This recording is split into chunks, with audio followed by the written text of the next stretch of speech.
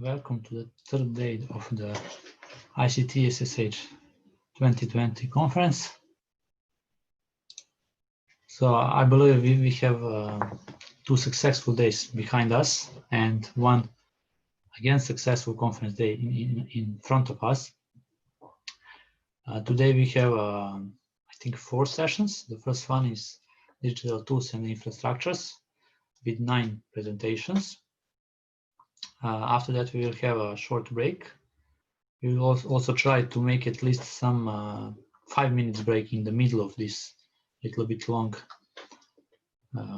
session, because this session is more than 2 hours. After this session, we have a coffee break, and after that, we have the last one, keynote speaker at this year's conference. It will be Niels Jan van Eck, who will talk about WAS Viewer and SITNet Explorer,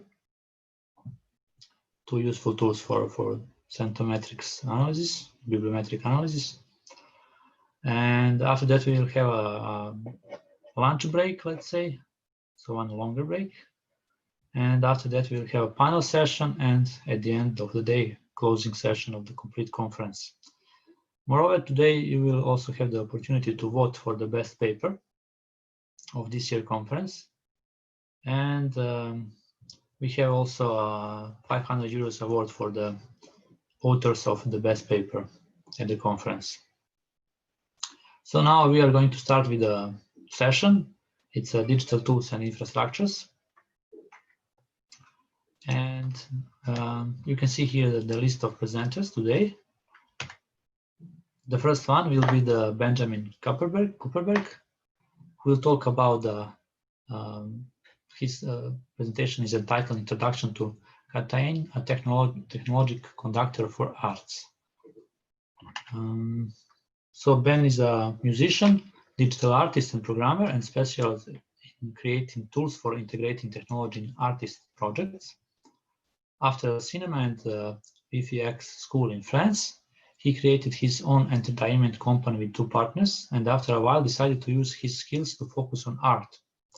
He worked with various projects around the world, and during this journey came to create Chataigne, a free open source software to help artists and technicians in their creative process. So Benjamin, can you please try to unmute yourself and to turn on your camera? Camera is not possible apparently, Okay. but microphone is, and maybe it's okay. I can just share my screen. Yes, please. Then you have 15 minutes for your complete presentation, including the time for questions. So it would be nice if you can leave a couple of minutes for the questions at the end of the presentation. Perfect. I'll be quick. So thank you for this introduction. Thank you, ICT SSH, for the invitation to the conference. I'm super happy to be here. And yes, I will be presenting then Chataigne. Chataigne, that means chestnut in English. So I will try to be quick on that, but for me it's important to explain why I created it. And most of the time it's because people will have people in residency, in artistic residency, have limited time to create things. And when you need to do over and over the same tools, obviously it's not optimal in this way, and you often create less good tools, and also more prone to errors on after the time. So I decided to build upon a main tool for people, and also because I'm an orchestra conductor on my spare time, I would say, I also designed this tool to be the orchestra conductor of a technologic show.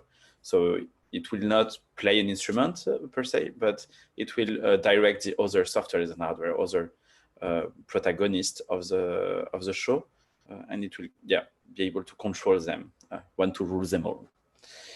So this is, for example, something with different softwares, and I've been working in some shows where most of the time this can be a layout of data that are just crossing themselves, and it gets very complex. And very simply, this is what I aim to do with Chataigne. This is the logo for Chataigne, and to have like this centralization of data and communication, so you can actually have a better idea of how data is flowing, and also you can control them and interact with those data. You can find tutorials and stuff if you're interested in the website. Also, all my projects where I am mainly using Chataigne to run them, not only, but also. And this is a website where you can download it. So I think everything is in the description. So here is Chataigne, which can seem a bit, yeah, a lot on the interface at first, but it's actually very simple when you get to understand it. It really breaks down into like 3 main modules, and then there are a lot of other features that you don't need to use, but that are really interesting as well. And I will try to do a quick demo just to show you. It may be a bit fast, but I guess you will still understand how the thing works. Basically, you have here's the modules which can incorporate any type of protocols that you can imagine, especially in the art field, but not only. So you get like, yeah, OS MIDI, like some music, light, physical objects with Arduino compatibility, all the network protocols, WebSockets now. And then you can control as well some hardware, and you can create your own layer to control hardware and software. So you can like enhance, improve expand the software by creating your own modules, which are community modules and are shared, and you can also download the other ones and some softwares. So for this demo, I will, for example, let's say I want to sing some notes and I want those notes to trigger some video. So I will just create a sound card, and I will activate my input on the sound card. I'll just do that quickly. And now I see that I get some sound here, and I will activate my pitch detection. And I already see here, so this is my sound card. This is where I edit it. And here I can see that here I can sing, and I see some pitch detection. So these are my values. These are the information, the data that is coming from this sound card, which is basically a sensor. And as an output, I will want, for example, resolution. So I can see already here that it has output. It doesn't have input because there is not an arrow here. And now I want actually to link them together, because my project is I want to sync D, for example, the note D, to launch some videos. Just as information, this is Resolume. This is a video software. I can just click on those videos and it will launch the videos, basically. So it's mainly for VJs, but you can easily imagine that it could be for launching a music on another software or a PowerPoint presentation or anything. So yeah. So what I will do now is that here in this section, the state machine, it's an interaction, the real-time part of it, and I will create a state. And in this state, I can actually create actions or mapping. And that action, what I want to do is action. It's like an if, then else situation. So it's an event. If I sing a note, then I want to launch a video. And mapping will be more, I want to link the volume of my voice to an effect on the video, for example, which is a bit different. So action, and then I get this condition here, which will be the if part of that. So input here, sound card, what I want to create to do. I get here all my values, pitch detection, and I have this note here. So it's the same structure than this one, right? So in my action here, now I can say, I want to verify that it's equal to D. And you see that when I sing actually a D, this is not a D, it's not green. This is D, and I need to learn to sing better. On the consequence true here, then I have the choice of maybe sound card playing an audio file. So those are my modules available, and Resolume, I can stop the composition, for example, or I can launch a clip. This is what I want to do. So launch a clip, clip 1, layer 1, which will mean layer 1 is this line, and clip 1 is this column. So I'm expecting this one to light up. Perfect. I can just say D equals clip 1, and I will duplicate that. So Control-C, Control-V, for example, and a G on clip 2, automatically renamed. It's really cool. And a G, for example, and here clip 2. And just like that, you can create this kind of interaction of controlling different softwares with basic interactions. You can actually go way more into the, like, it can get very complex because you can add state, you can have transitions between states. So it's a full-fledged state machine there with a transition activation from the activation passation stuff. Custom variables, that is basically the memory that you can get, and preset, and a lot of things. The other things that I want to show here, just for the sake of this very short introduction, is this part, which is a timeline. And I can create also triggers, which will trigger in time. So for example, here, if I put resolve, launch stop, launch clip 1, and then I will just duplicate those, hop, hop, and this one will be 2, and this one will be 3, then I can easily do this, and it will in time change that. I can as well have mapping curves, so I can just draw, and then I have this mapping curves that I can link to maybe the opacity of the layer. So now if I'm going here, it gets more, and maybe here I want it to be fully dark and come back. Yeah, those kind of things. Color animation. So this is also like a full-fledged timeline with a lot of features in it. You can get like audio, and then you can lay out also your shows or your installation very quickly, very efficiently. And this runs on the Windows, Mac, Linux, and Raspberry Pi for interactive or autonomous installation.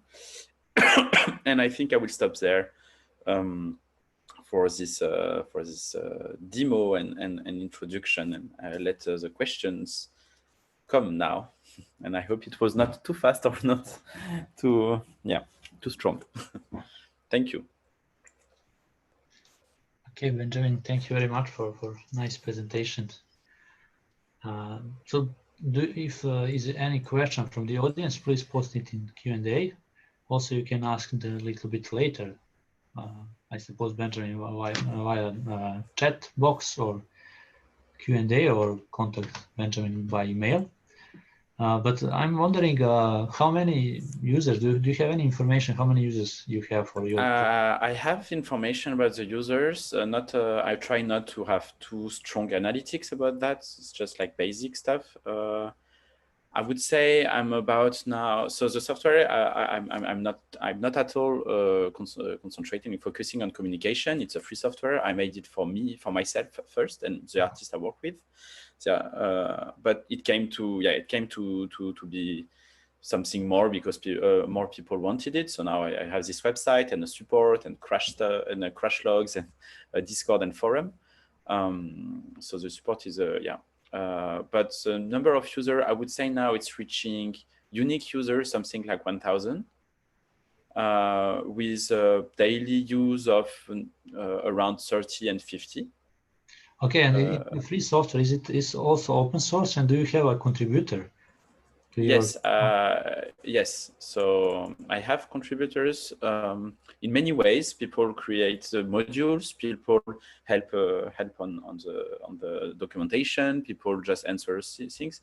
Not a lot of people are in the code now because it's now almost 100,000 lines of code. So it's a bit complex, but some people are getting into it. So some contributors, and any contributor is welcome.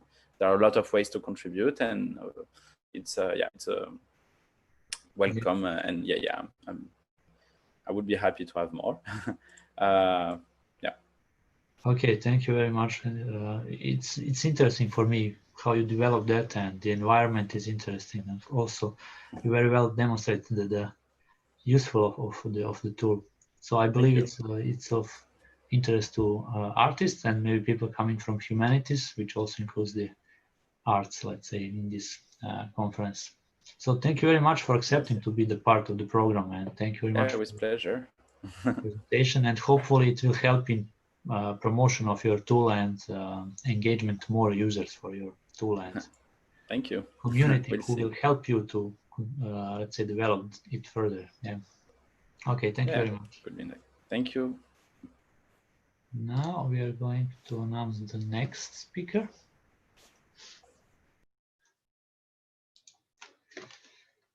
Just a moment to share my slides.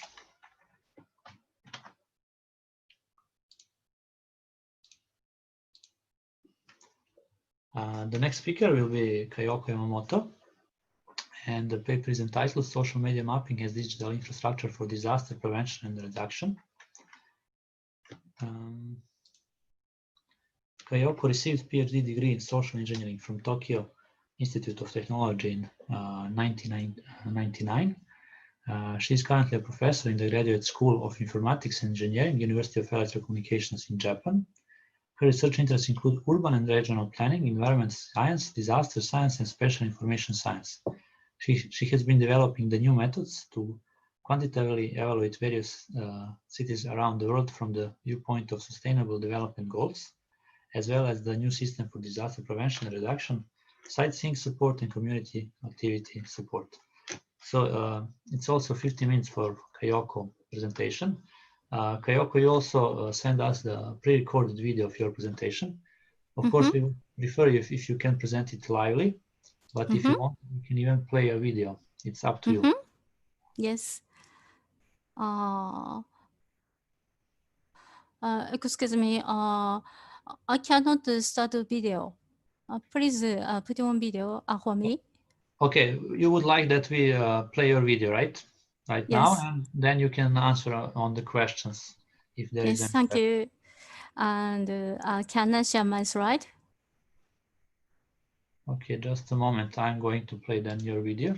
Okay.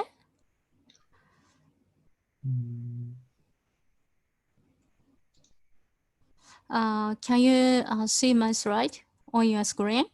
Yeah, I can see your screen, but the question is whether you would like to present it lively or you would like that I play your video. Video. I will not use video. I will going to make presentation for myself. Okay. Okay, perfect. Go ahead then. Okay. Yes. Thank you very much, Dragon. Good morning, ladies and gentlemen. I'm Dr. Kayoko Yamamoto, a professor for the University of Electoral Communications, Tokyo in Japan. I'm delighted to be here. The theme of my presentation today is social media mapping as a digital infrastructure for disaster prevention and reduction.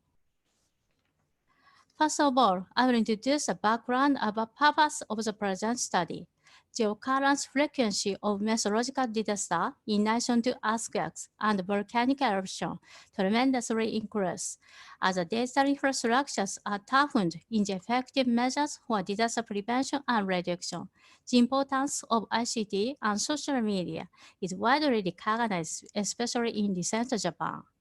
At the time of the heavy rain disaster in Western Japan in July 2080, it was possible to gather and accumulate a variety of disaster information using the function of social media mapping, includes in the Spatiotemporal information system developed by our lab. Considering these circumstances and taking up the above social media mapping, the present study describes issues related to the development and utilization of digital infrastructure as one of the measures for disaster prevention and reduction. Secondly, I will introduce our Spatiotemporal information system as a function of social media mapping. The system is made up of SNS, WebGIS, mixed reality, and gallery system, as well as Wikitude, and connecting external social media, as shown in Figure 1. Using the function of social media mapping, all the information with location information submitted from social media, such as Twitter, Flickr, Instagram, YouTube, and web camera, can be gathered and displayed on the 2D data map of WebGIS.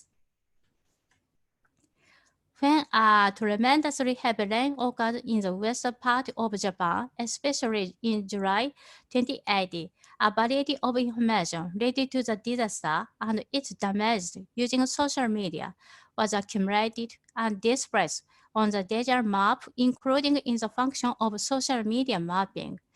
Figure 2 describes the screen of social media mapping. At the time of the heavy rain disaster in the Western Japan in 2080 in Seitoji region, which is a part of Western Japan and is a tremendously damaged area. From this, it is evident that the submitted information increased just before the time of heavy rain disaster, and it concentrated on the striking areas.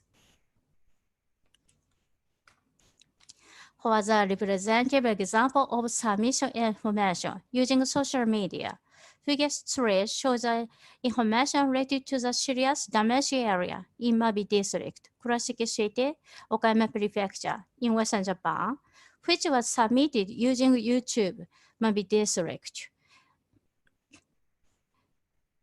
Mabi District is a suburban and rural area in Kurashiki City. Thirdly, I will introduce the characteristics of the information submitted using Twitter at the time of the heavy rain disaster in Western Japan in 2080. Focusing on the information submitting using Twitter, Table 1 shows a kind of hashtags related to the heavy rain disaster in Western Japan in 2080. From Table 1, it is clear that the kinds of used hashtags are largely different at and after the time of heavy rain disasters. Additionally, the various kinds of hashtags related to the heavy rain disaster were created. Some of them made the same phenomena and damaged, and that might cause confusion among users. Most hashtags were related to specific prefectures, cities, towns, and districts in the damaged area. Additionally, there are most hashtags related to Mabi District in Kurashiki City, Okayama Prefecture.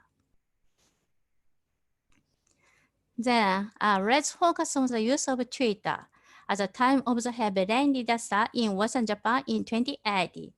Regarding important vital information, close relatives, friends, and neighbors submitted the information in place of the person who do not have any mobile information terminals, nor cannot submit information by themselves. In the case, Twitter was most frequently used, and location information can be regarded as vital information. However, some issues related to the use of Twitter were identified. First one is that there are many tweets with a hashtag in hope of diffusion. These are retweeted by the unspecified number of users, and those might lead to excessive information and confusion.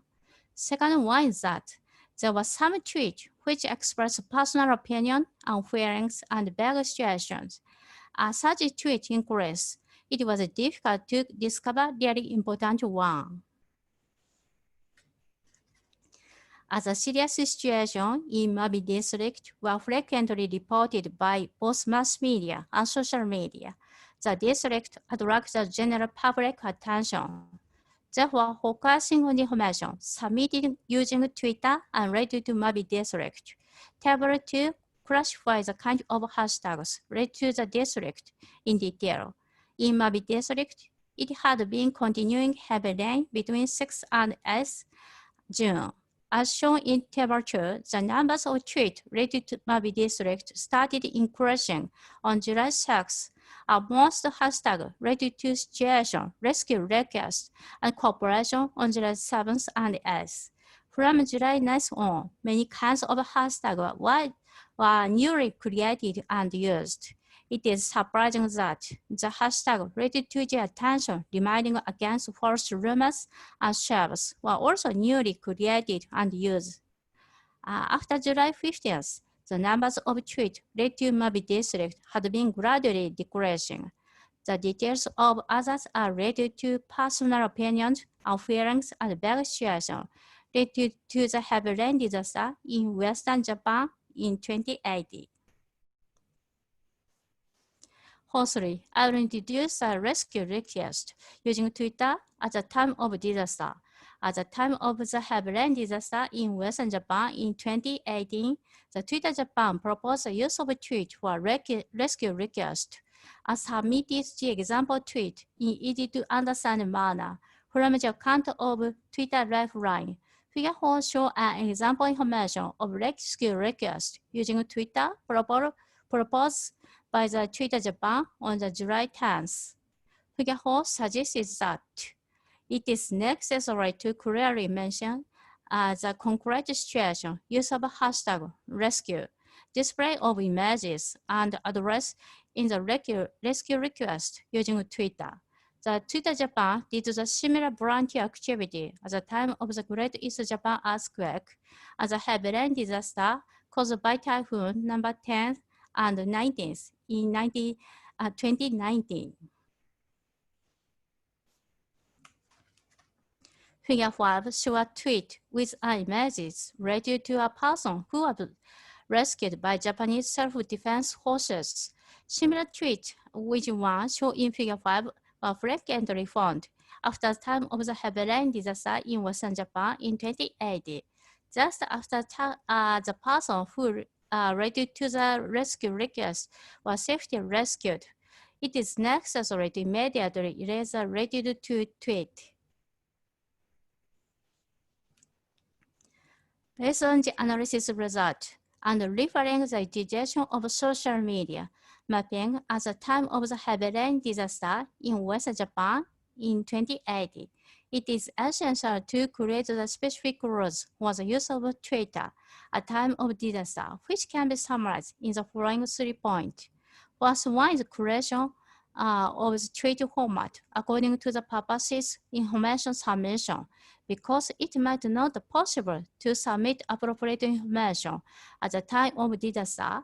It is desirable to create the tweet format according to the purposes of the information submissions, such as evacuation, rescue request, cooperation, support, donation, contribution, and so on. Second one is unification of the hashtags related to disasters. If various kinds of hashtags, which means the same phenomena and damage, were created by the unspecified number of users, and that might cause confusion among users. Therefore, it is necessary to prevent causing confusion among users to unify the hashtag related to disasters. It is expected to create the specific rules to utilize Twitter during the normal period without any major disasters in response to regional characteristics in the unit of local government. Third one is learning information literacy. When submitting and receiving information at the time of disaster, various tweets are frequently submitted by the unspecified number of users, and that might lead to excessive information and confusion. Therefore, it is necessary for users to fully consider whether they ought to tweet and retweet the information related to disasters or not. Additionally, users have to immediately erase all the tweets which are not suited to the present situation by themselves. Finally, I will conclude our study into 2 points. First point is about the characteristics of super smart society. Second point is about the utilization of information included in the virtual space at the time of disaster. It's all. Once again, I want to thank you for the privilege and opportunity of talk to you about this subject. Thank you. Thank you very much. Yes. Now it's time for a short discussion. Do we have anybody from the audience who would like to raise their hand to ask something? Professor Kayoko? Yes. I have a few questions personally, to be honest. So maybe I can start. Is it possible, for instance, to adopt your solutions for some other countries? And is it enough just to define that hashtags that you mentioned at the end, just adopt that to some national language or something like that, and then to use your developed tool? I would like to know other countries' situation because as far as I know, various kinds of disasters occurred all over the world, including Europe. and in Europe, do people use such social media like Japanese cats? I have a question. Okay. Okay, okay, thank you very much. Unfortunately, we don't have time to discuss it more. Maybe it's also interesting how to adopt social networks Yes. to fight with this COVID pandemic situation. So maybe Yes. just briefly, if you can mention that. We have one raised hand, just a moment to see from Raboza. So, Raboza, would you like also to ask something? Can you try to unmute yourself?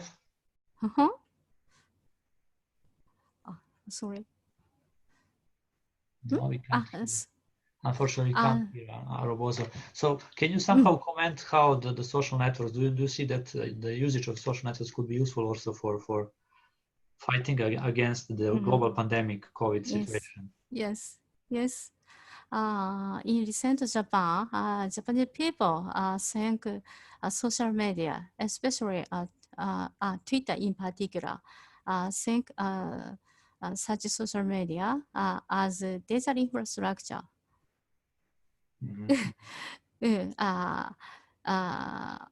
And one of the countermeasures against disaster, especially during rainy season, because we can communicate each other as an emergency using Twitter. And most of people have mobile information terminal, smartphones, and tablet PCs.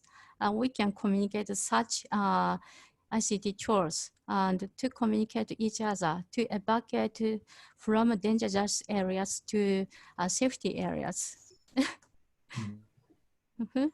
It's Japanese case.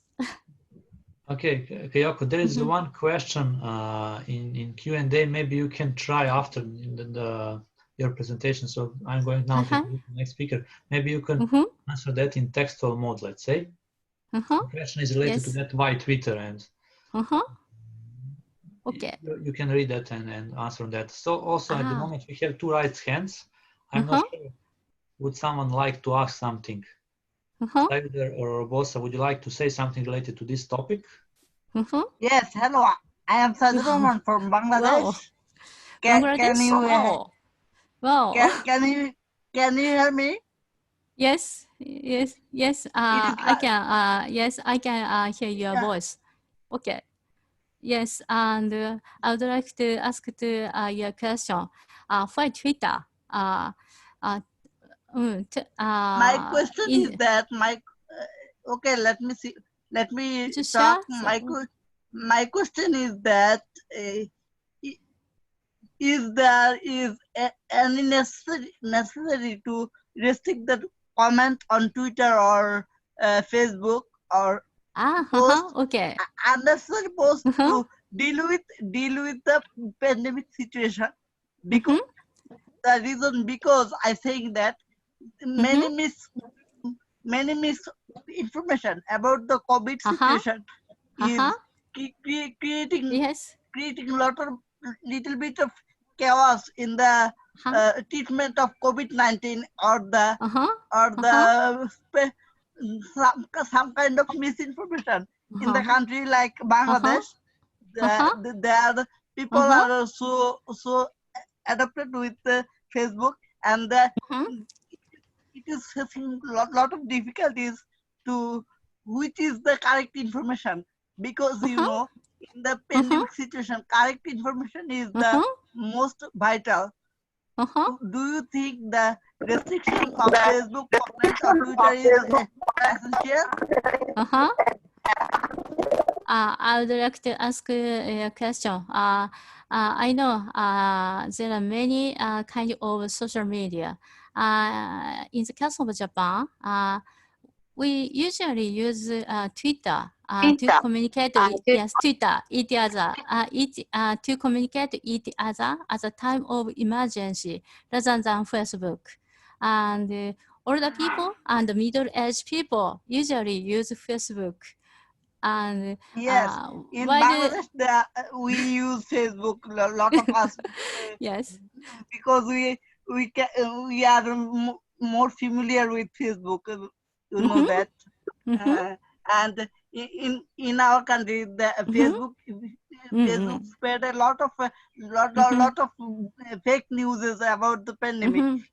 I think the Facebook and Twitter is little bit of that kind of social media that spread a lot of false fake news about the pandemic, and it is causing the situation really worse about in our country. There is some kind of restriction is needed to oversee this kind of misinformation. Maybe when using social media, there are small differences between Japan and Bangladesh. Twitter is more popular than Facebook and other social media in recent Japan. Okay? Yes. Okay, Kayoko, thank you very much for your presentation. Unfortunately, we don't have time to more discuss on this topic, although it's really interesting. Thank you very much. Thank you, everyone. Thank you, everyone. Thank you. Yeah, Orbosa, my apologies because we didn't have time for your question. Yes. Yes. Is it possible maybe that you contact later yes. after the conference, Kayoko, and maybe we'll discuss with her? Yes. Okay. I will contact you. Yes. Yes, I will contact you. Yes. Okay, Kayoko, thank you very much. Now I'm going to introduce the next one speaker. And the next one speaker is coming from Russia. It's Nikolay Bystritskiy. He will talk about system approach for digital history. So Nikolay is a digital lab supervisor in the Institute of Oriental Studies of Russian Academy of Sciences, where he is currently working on development of historical methodology and design of research digital tools. He is a member of the editorial team of the Open International Journal Testis Temporum, History and Humanities in the Digital Age. He is serving as a researcher at the Faculty of History, Lomonosov Moscow State University since 2010, where he has developed various historical databases and information resources.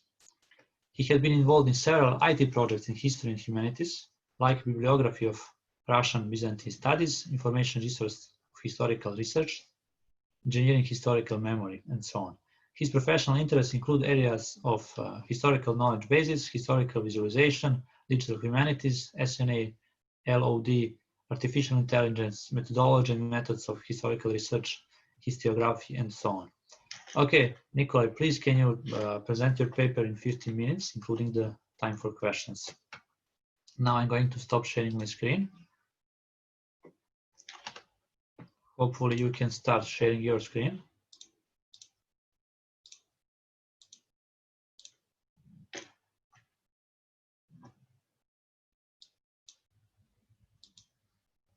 Nikolay, can you hear me?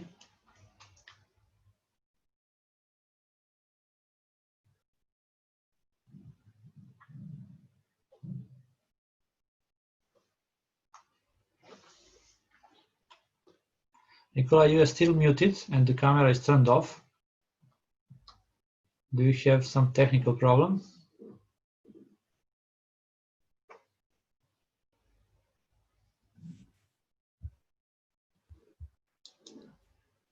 Okay.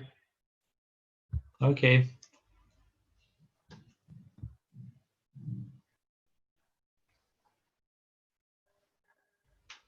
Yeah, it seems we can see your screen and Hello, hear you.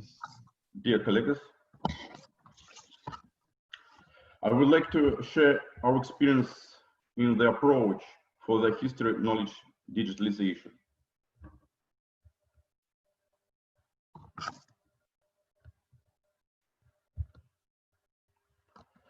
Today, the utilization of modern advances in information technology has already produced impressive results in the field of mathematics and natural sciences, but also in applied fields like management, finance, law. As for the humanities, the effective use of information technology capabilities face a number of problems. To overcome the situation and transform it into the full-fledged area of professional scientific research, it is necessary to conduct theoretical and practical research to develop universal methodological approaches to formalizing and informatively describing historical data. the proposed system approach could be a visible solution. The subject of history is person and his action. Human society could be viewed as the complex system. Therefore, the main producing object, actor, is the person in this system and his social configuration, like groups and organization. Natural objects also have a noticeable effect on the person activity. The historical process, as it observed by historians, is a complex interweaving of time-unfolded actions and natural processes. Understanding that the element of knowledge represents information about the instances of reality constituted the historical process, and we first need to identify and typologize them. The action is purposeful, target setting, and is carried out by the acting object. Unlike action, the natural process, fundamentally not targeted. Messages that are part of historical sources, in most cases, tell about the result of human activity or influence of natural forces. Based on this, historical events represent of the results of action or untargeted processes.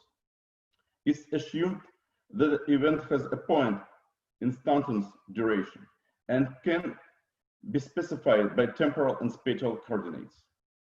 An action and process has a spatial temporal duration and can be represented as a vector starting with the initiation event and ending with the final event. The latter is determining event, since it's precisely characterized the analyzed state of historical object. Epistemologically, the knowledge about action and final event constitute united element which represent factographic information about current state of the historical object. The resolution of factual knowledge from knowledge lies in the accounting of action-based characteristics, active, passive, and relative object, actions, content type, target and result, causes, and circumstance. Some result responsible could be dedicated to final event properties, such as time and location, type, rank, and veracity. For the convenience of operating with factual knowledge, they should be distributed into subgroups: domestic and foreign policy, religious, cultural, biographical, and natural.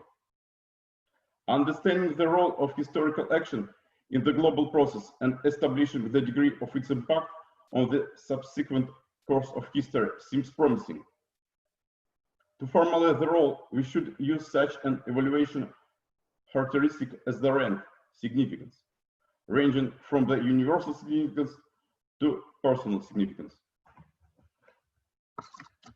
A special set of important theoretical questions related to the probabilistic nature of knowledge, including historical, factual data, and hypotheses.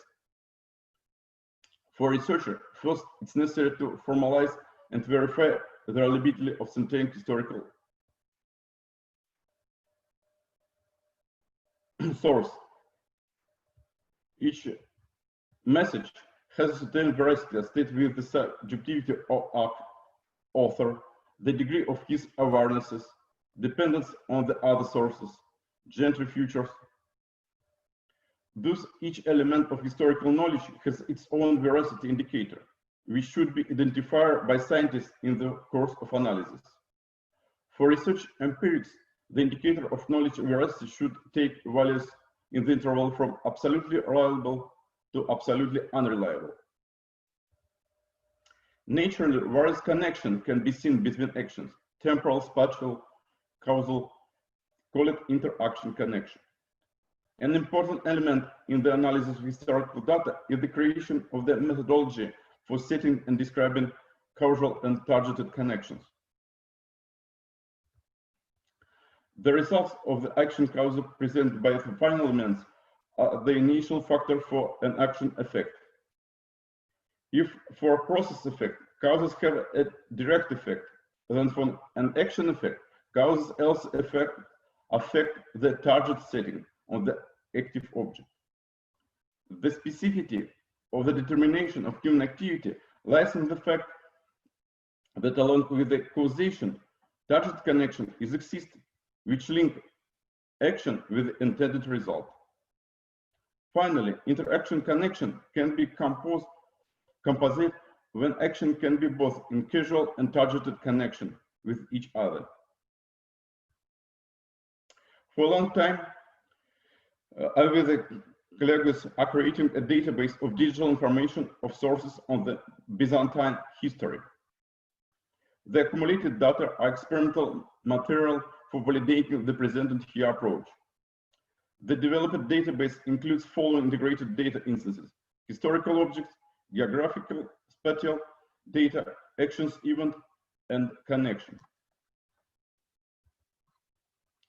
Aggregation of historical data obtained from various sources into a single formalized database opens us the way to use digital methods for their graphing, systematization, establishment of temporal, spatial, and other connections. It helps to resolve the main task of historical research, the reconstruction and explanation of the past, which lies in hypothesis proposition and evaluation. Particularly responsible for the hypothesis creation is the construction of causal and targeted relationship that form a chain of actions. At the final stage, the researcher should evaluate the hypothesis, determine its veracity. Here, methods of collective expert assessment are applied, which involve determining the degree of agreement of expert opinion on scientific knowledge data. The veracity assessment of completing hypothesis may be carried out depending on the cumulative characteristic of the veracity of the totality of actions, event, and the connection included in them. Based on cumulative indicator, we are able to compare the veracity of hypotheses and make a choice regarding the most plausible. Actual knowledge or hypothesis may be considered worth the attention depending on the threshold values of the veracity indicator and can distinguish reliable, weakly reliable, unreliable, or counterfactual data. The proposed system approach makes it possible to scrupulously view all the topology of event. Their conditioning will provide a deep understanding of social processes dynamics and will reveal the potential for solving many practical tasks. By analyzing action properties in the complex, it is possible to build the chains of actions in time and space, which help validate the veracity of dating and localizations. A detailed analysis of a large number of data sets allows determining typical configurations, action patterns, and make it possible to identify certain regularities, including hidden ones. Besides, it will allow us to create a set of typical options, the parts of which can be used to assess current and future situation.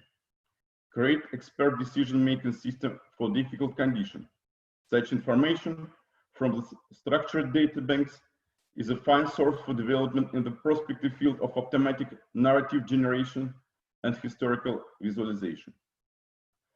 The approach described above can also be implemented to account for the activity of smart devices, which is becoming co-authors of the human history.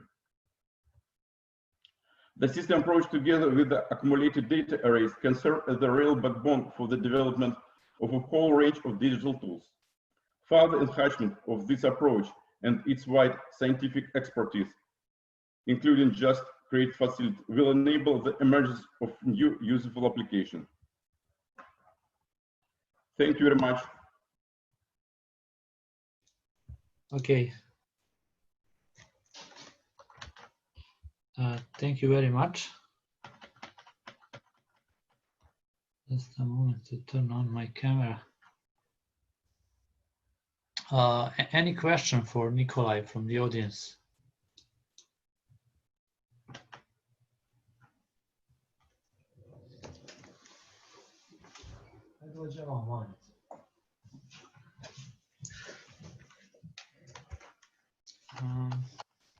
unfortunately, my Zoom client seems locked for some reason. Do you have any question here in the Q&A, or can you hear me? Yeah. Yes, yes. Okay.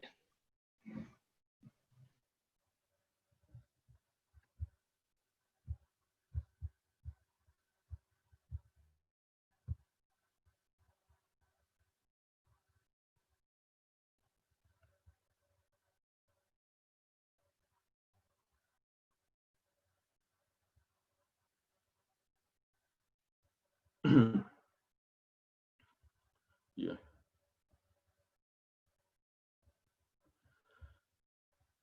Digital, yes, it's electronic digital. It's the data which can be electronically stored and also operate in the digital form.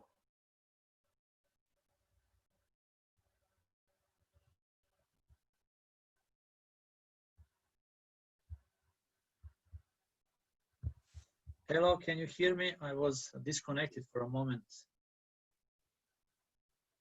So Nikolay, can you see the Q&A? Yeah, where I see the role of the historical synthesis in the framework. Of course, this universal, how to say, approach can be made also for bibliographic records creation, or for accounting of the pictorial data, images, banks, and the because each action, human action, could be recorded and could be seen as the event, also the creation of ethical or other artistical data. Oh, there is one more question for you. About the visualization. This data can help create a different kind of visualization.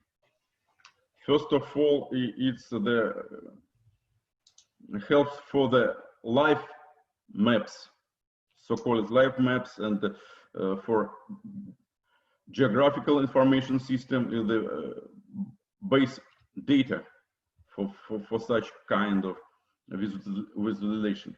Also, you can build some statistic visualization regarding the events, regarding its location and the time distribution. A lot of different, including three-dimensional reconstruction of the object, maybe some lost or architectural object, and so on. Okay, Nikolay, I would kindly ask you to respond on some questions if it appears again here in Q&A in textual mode, because we have to go further with our program for this session. Yes, of course, visualization still need to be developed. Yes, of course. We now in the development tool like chronoline name or timeline, but not in the usual view, but it's dimensional, because you can view in it a different object, history of all timeline of different object, and can compare it, or can see the communications or action between them. But it's still under development. Okay, Nikolay. Yes, and we will do the user interface for open, but now we can, how to say, collect funding for such software development, maybe in few years. Okay, Nikolay. It's obvious that there is a lot of questions for discussion, and that your presentation was of interest to the attendees. I would like that this conference is organized as a physical meeting, because we could use the coffee break for further discussion with you about that. And in this environment, I think what we can do is only to use the chat box or this Q&A box to further discuss that, or maybe some of the attendees can contact you via email. But unfortunately, we don't have more time in this session for further discussion. I would like really to thank you for accepting to be the part of this conference, and for really nice presentation of your results. And I'm going now to announce the next one speaker. Thank you. Okay, just to find the next one speaker.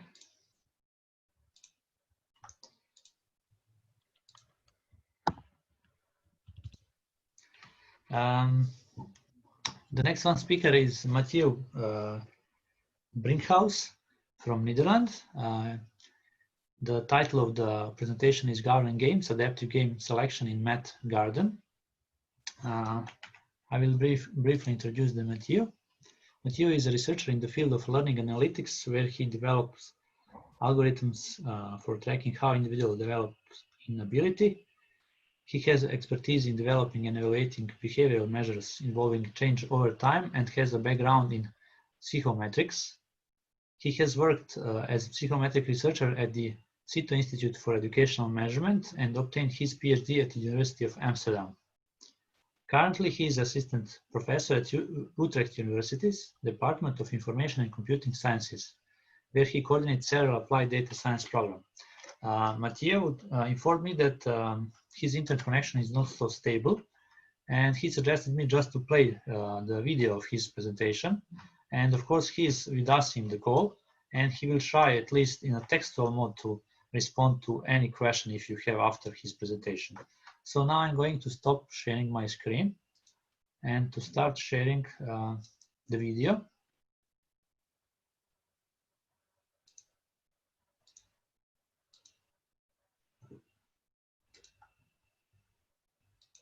All right, good morning everyone, and thanks for joining. Today I'll be presenting on governing games, and my name is Matthieu Brinkhuis from Utrecht University in the Netherlands, and this is joint work with Wessel Cordes and Abe Hofman from the University of Amsterdam. And today I'll be presenting to you an application of applying ICT technology to the educational domain. So specifically, I'll tell you about computerized educational practice environments, which are often already adaptive to some extent, and I'll show you how we can make these adaptive by implementing some kind of a governor that guides students on what domains to practice, which is currently often lacking. So let's start by the problem statement. So practice in computerized adaptive learning environments is often unsupervised. And as a result, domains that are most important are not practiced sufficiently. So we see, for example, that there's important domains in mathematics, for example, that are not practiced a lot, or that very basic domains like simple additions are even practiced still by very advanced practitioners. So that's not desired. So this study proposes a solution to govern these students. And by governing, we mean by provide data-driven supervision and advice on what domains to practice. And I'd like to start with presenting you the results of this study, and then move on to the details. And the main result is that we've implemented the governor in a computerized educational practice environment, and it increased both engagement and ability of the students. All right, the structure of this talk is I have introduction, already started with that, methods, results, and a discussion of these results. So about the platform that we use to design and actually test and validate this governing principles upon. So this platform is called the Math Garden. And the Math Garden is mostly a Dutch platform. It's a computerized adaptive practice system for arithmetic. And we have so for the Dutch market, it's a quite large player with, in the meantime, close to 1 billion responses, 500,000 kids that are involved in practicing 5,000 schools. So it's quite large, and the new item responses get in about 1 million a day. So we have quite some responses. So it's an ideal environment also to do experiments in. So how does it look like? You have a landing page. And once you pick a domain on this landing page to practice, right, you see all kinds of plans, and you have addition and subtraction and so on, and you go into one of these plans, and if you practice there, then these plans will flourish if you practice well. And ELO ratings are used to match you on a good practice level within a domain, but there's little advice on what domain to practice. So the only thing that's currently implemented is that if you don't play plans for a while, or if you don't play a domain for a while, the plans wither and watering cans appear, as you can see in this picture. Well, but it has not been researched yet how this works and how we can improve this. So for our methods.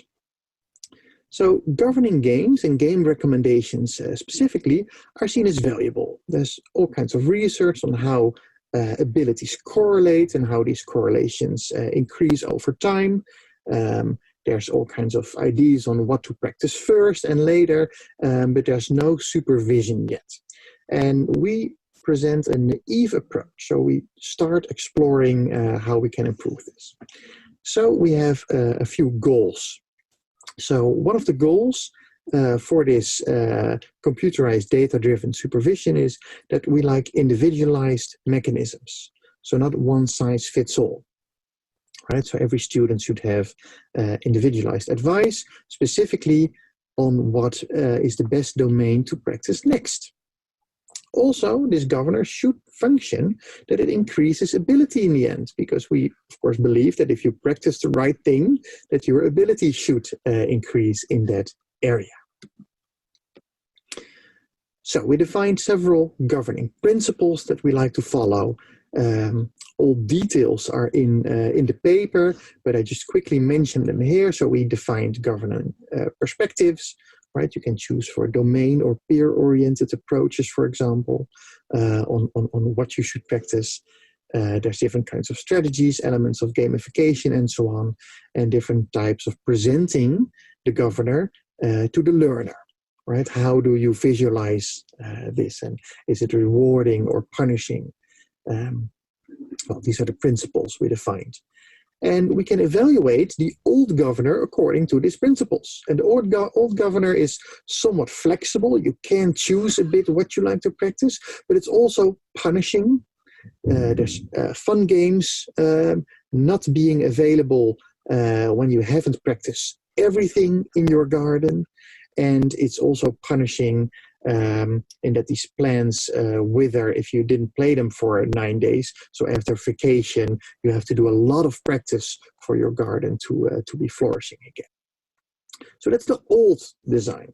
And basically what we changed is, so we implemented many things in the background, but visually, the only thing we did is that these watering cans, this visualization that was already available, is that we changed just the positioning of these watering cans.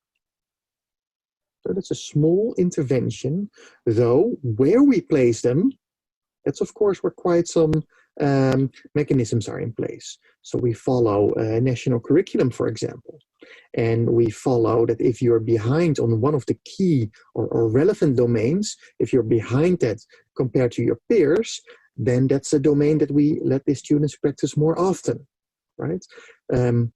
So that's the perspectives that are in place, and we evaluate this using an A/B test.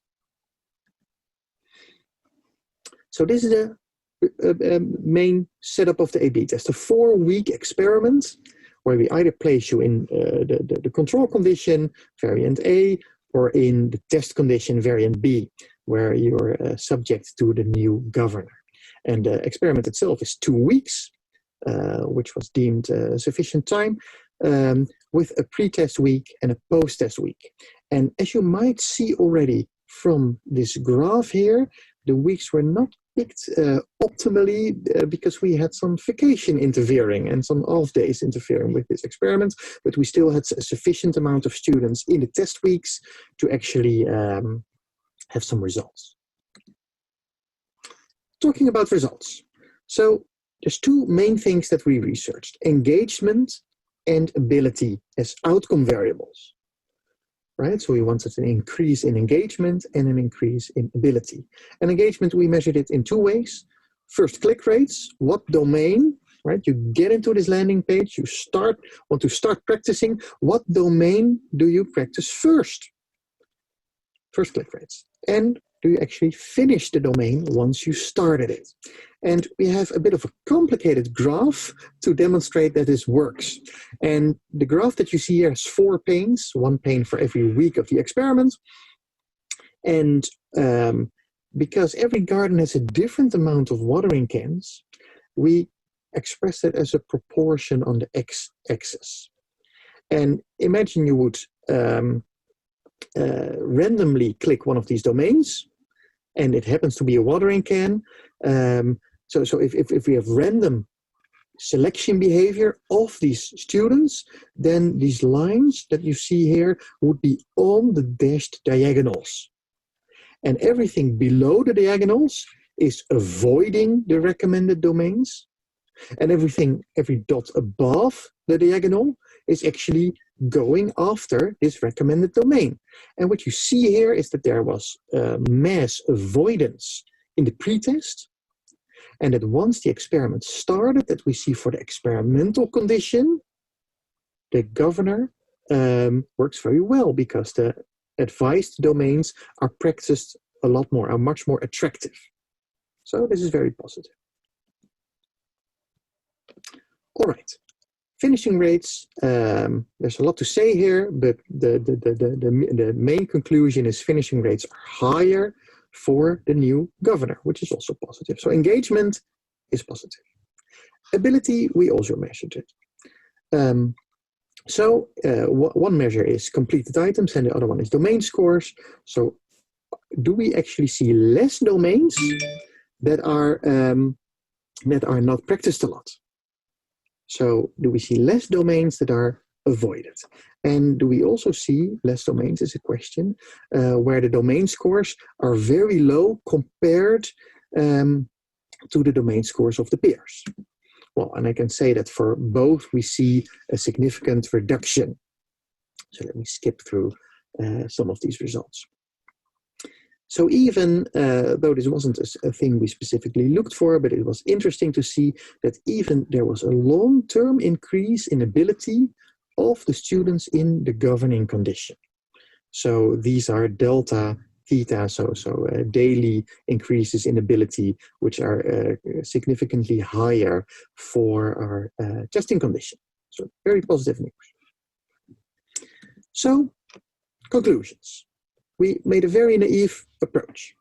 We only changed the position of these watering cans according to governing principles that we designed in this paper. And both engagement and ability increased.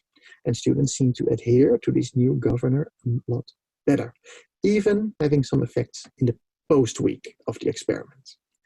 So we thought this is very promising, given the quite small naive changes we made, that the results were still rather good.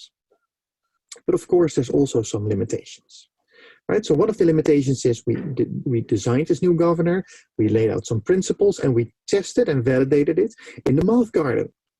But will it also work in other platforms? Well, that's something we're working on right now. Another limitation is it's only a relative comparison. We compared it to the previous governor, so both might not be very good. But relatively, the newly designed governor is a lot better than the old governor. So, and there's of course all kinds of other limitations, like the A/B testing execution is not ideal due to the timing, and finishing rates and first click rates might still be seen as moderate, and there's still a lot of room for improvement. All right, that was my presentation. Thank you very much for watching, and I'm looking forward to your questions.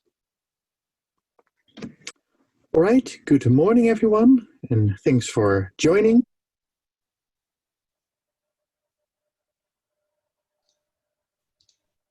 Okay, I hope you could hear well Matthieu's presentation.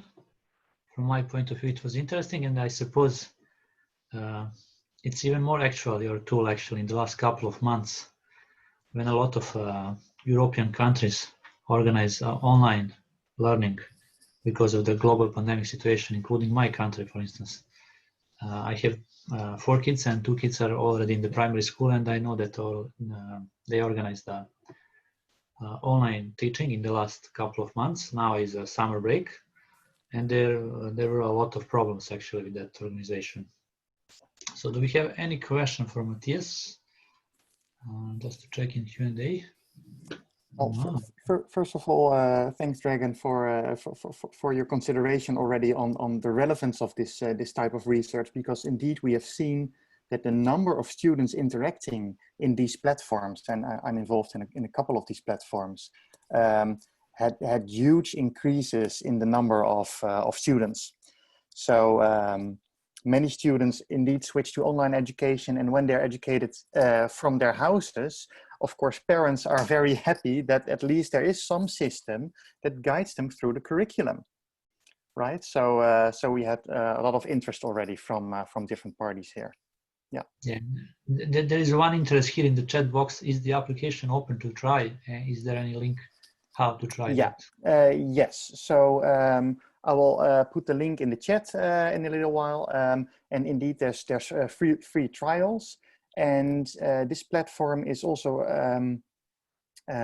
free for schools. Yeah, yeah. Perfect.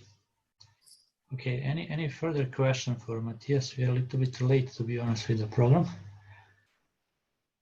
Okay, there is one. Thank you for your wonderful presentation. All right. Well, thank you very much. Yeah. Okay, Matthias, then thank you. Okay, we have one raised hand, just to check.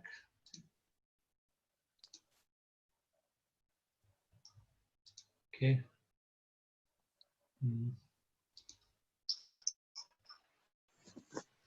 Barbosa, please comment the paper. Let me be quick with it. Yes, it's a very lovely presentation.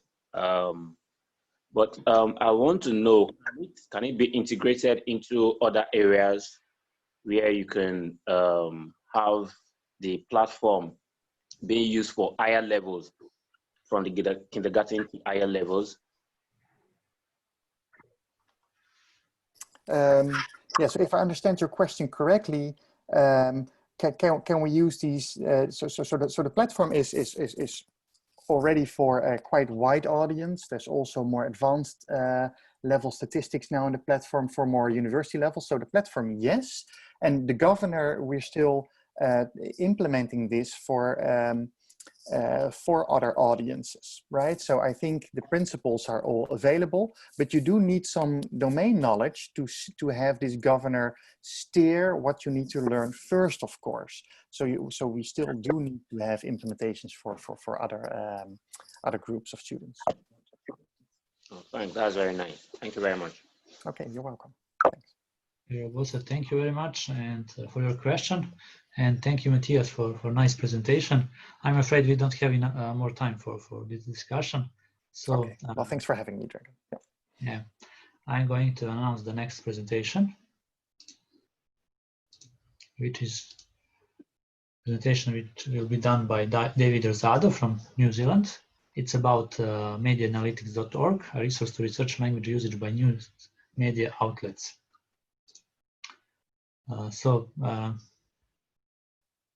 David Rozado got his PhD in computer science from the Autonomous University of Madrid in 2011. He was a postdoctoral research fellow at CIRO Australia from 2012 until 2015. Currently, he is a principal lecturer at Otago Polytechnic in New Zealand. His research interests are computational content analysis and accessibility software. Okay, David, can you share your screen and unmute yourself?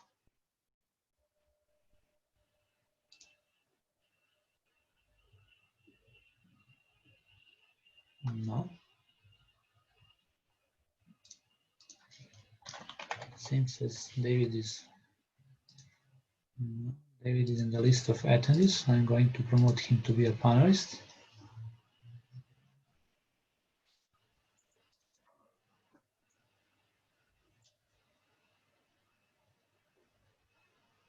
David, can you hear me? Can you try to unmute yourself?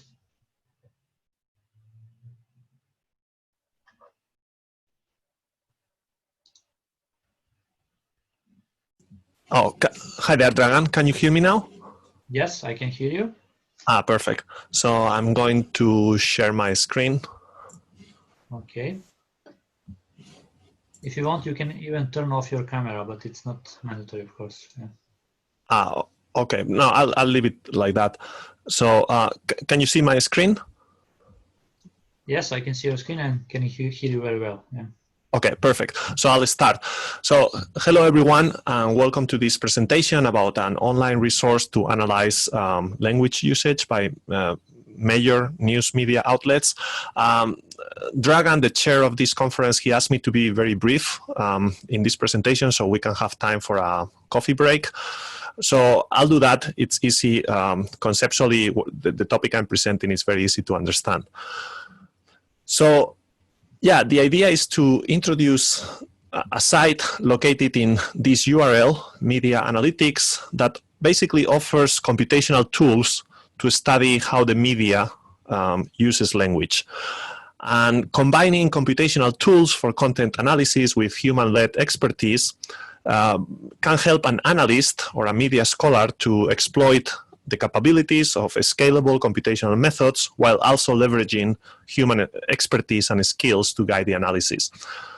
So one of the tools that we offer is frequency counts. So basically plotting how often a term appears in media discourse over time.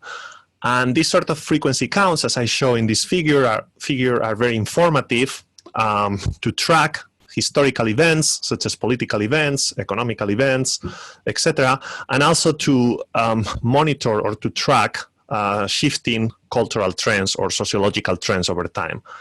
So as you can see in this figure, which are normalized word usage frequency in New York Times articles from the 1970s to the end of last year. We can also compare the prevalence of certain themes or words across different outlets. And in order to do that, we have to use absolute word usage frequencies. So here I show several trends for different words across 4 different outlets: the New York Times, Los Angeles Times, The Guardian, and the New York Post. And we see some trends here, such as, for example, the word baseball being very prominent in the New York Post, but not very prominent at all in The Guardian, which makes sense because The Guardian is a British newspaper and baseball is not very popular in the UK. Another tool that the media analytics site offers is a specific type of language model called word embeddings. For those of you who are not familiar with this technology, it's basically a mapping from words to vector representations that is derived from a corpus of natural language. So the main characteristic of these vector representations of words is that they encapsulate in vector space the semantic and syntactic role of words as they are used in text. And the byproduct of this property is that words that are often associated with each other, they tend to occupy adjacent regions in vector space, as this figure visualizes. And we can use this property to track the dynamics of word associations over time. So this is the other tool, that these latent associations that the media analytics sites offers. So we can see that, for example, the strength of association between word pairs over time shows interesting dynamics, such as, for example, the word pairs education and income in New York Times articles. They are increasingly associated with each other over time. Or, for example, the words Microsoft and Monopoly were associated at a peak around the year 2000, which basically coincides with a time in which the US Department of Justice took Microsoft to court, accusing them of monopolistic practices, and this tool captures that event. And then we see that this association subsides over time. So I'll give you now just a brief demo, online demo of the site, which is always a bit dangerous, but yeah, probably everything will work fine. So we have here the tool for frequency count. So I can enter here a word such as a famous politician, and I can type a famous newspaper such as the New York Times. I can set up a certain time range. I can plot different frequencies like the absolute count, the normalized frequency, the rank of the word, and then I can actually plot the word. And we see that there was 2 Bush presidents in the United States. The most recent one, he won 2 elections, so those are these peaks in the frequency of the word. And we can add more terms to our query. We can add perhaps more outlets, and then we can visualize these different dynamics, and we can organize our plots by words, so we can compare how a particular word, the relative prevalence of a word in one newspaper over another. And here we see something that it makes sense, so that the word Bush was much more prevalent in an American newspaper such as the New York Times in comparison to a British newspaper such as The Guardian. And we can also look at the other tool that we offer in the media analytics site, which is the latent associations, by which I can plot how often they are associated or how often 2 words appear in the context of each other. So we can plot 2 words, for example, such as income and education, choose an outlet, and plot it, and we see this increasing trend in which the word education tends to appear in the context of the word income, or the other way around. And the tool also offers the possibility of downloading content to your own computer, so you can use your own statistical or plotting software to do your own analysis. And I think to follow the request of Dragan, I'm going to keep this presentation short, and I will open the floor now for questions. Thank you very, very much for this brief presentation. So the first question for me is when there is some tool which is somehow language-based, let's say, taking into account that I'm coming from the country with not a global language, such as Serbian language, is it possible to adopt this tool to use for Serbian newspapers, for Serbian resources? Do we need some analyzer for Serbian language for that? Or is it possible to adopt it for the needs of the other languages? So at this stage, we only have 4 outlets, which are from the Anglosphere. Yeah, unfortunately, no. To answer your question, we don't have, but it's doable. It just requires time. Yeah, of course. And there are some questions here in the Q&A. Okay, maybe you can open it, and maybe just select one to respond lively, and then laterly to in textual mode to type answers here on the questions. Okay, so I'm seeing a question from Vince Fitzsimmons. Does it adjust for word similarities, and does it have processing to adjust for meaning problems like bush and bushs? Okay, yeah, that's a very good question. The problem of semantic overlap is something that Word2Vec, which is the actual word embedding tool that we use, doesn't address. So both, like for words that are polysemic, that semantic loading is embedded in just the one vector representation. So this is a problem. There's more modern contextualized word embeddings that are able to create separate vector representations for different semantic meanings, but we have not used them. But yeah, that's one limitation of the system. Okay, David, I will stop discussion here. Okay. And kindly ask you to try to check the other questions in Q&A and okay. maybe to type the answers here in a textual mode. There is the option type answer next to each question. All right, thank you. Very much to be the part of the program, of course. Thank you. Now I'm going to introduce the next one speaker.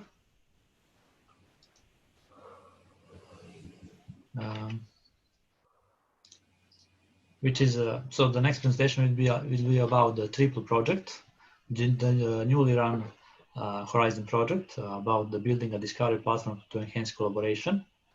You can see the list of authors at this slide, and it will be presented by Emilie Blotière. Emilie, my apologies if I didn't pronounce your name correctly. Probably you already noticed that my English is not fluent, and I'm making, I believe, a lot of mistakes in English. And my French is even worse, of course. And so Emilie joined the Humanum team in October 2019 to take the responsibility of the Triple Horizon project management. She's also part of the Opera's core team, the coordination team of the European Research Infrastructure Operas for the development of open scholarly communication in the social science and humanities. She graduated with a master in digital humanities applied to historical disciplines and a degree in history. Now I'm going. We haven't implemented yet other. David, I'm going to mute you. Okay. And Emilie, you can try to share your screen and to present. Yes. TRIPLE project.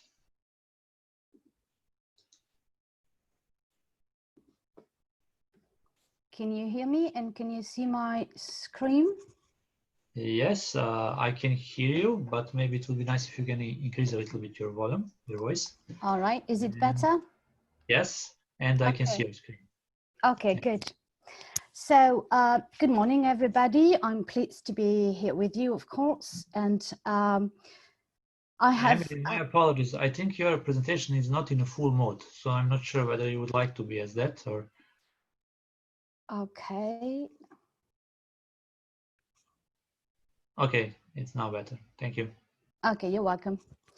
Right, so let me present to you the TRIPLE project. That is to say, the building of a discovery platform to enhance collaboration. The presentation is built on 6 main parts. First, the goals of the project and which needs it meets. Then how the identification of user requirements have been conducted and the market and opportunity analysis that was led. Then the global architecture in broad outline, the European environment in which the project takes place, and finally the main impacts on the scientific community and more widely on society. So to start, before going into details, here are some figures to give you a global overview of TRIPLE. The project was launched at the end of last year in October 2019 and will last 42 months until March 2023. It is financed by the European Commission under the Horizon 2020 with a budget of 5.6 million euros. And it gathers 19 partners from 13 European countries involved in 8 different work packages. So, why TRIPLE? First, our project should answer to the following constraints, which breaks in a certain manner the valorization of research.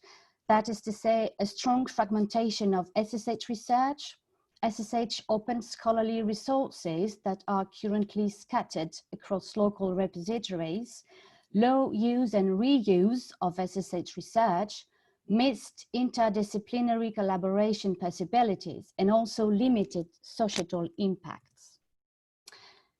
To explore these constraints, TRIPLE is meant to be an innovative, multilingual and multicultural discovery solution and provides a single access point to explore, find, access, and reuse SSH resources. The first phase of the project was to define user needs. User orientation is one of the central goals of the TYPOL platform, which means that users are key to all phases of the process, from needs analysis to tool testing and evaluation, as users know best how they work and what they need. TYPOL therefore integrates co-design principles into research and the development of new services. The dedicated work package co-design and user needs carried out 37 interviews and transcribed them to achieve 8 different scenarios and personas. Here are the 8 personas that were developed, 6 academic and 2 non-academic. Each persona highlights the goals and the pain points interviewees encounter. The corresponding scenario highlights how she or he is able to make use of the TYPOL platform to achieve his goals. All personas follow the same format, each highlighting specific issues that are encountered as part of the discovery and research processes for SSH.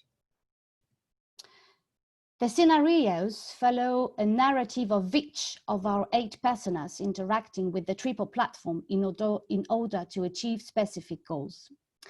The scenarios are useful in fostering discussion around platform functionalities and can also be used in co-design workshops to enable participants to quickly get a better understanding of what the platform is aiming to provide in terms of functionality.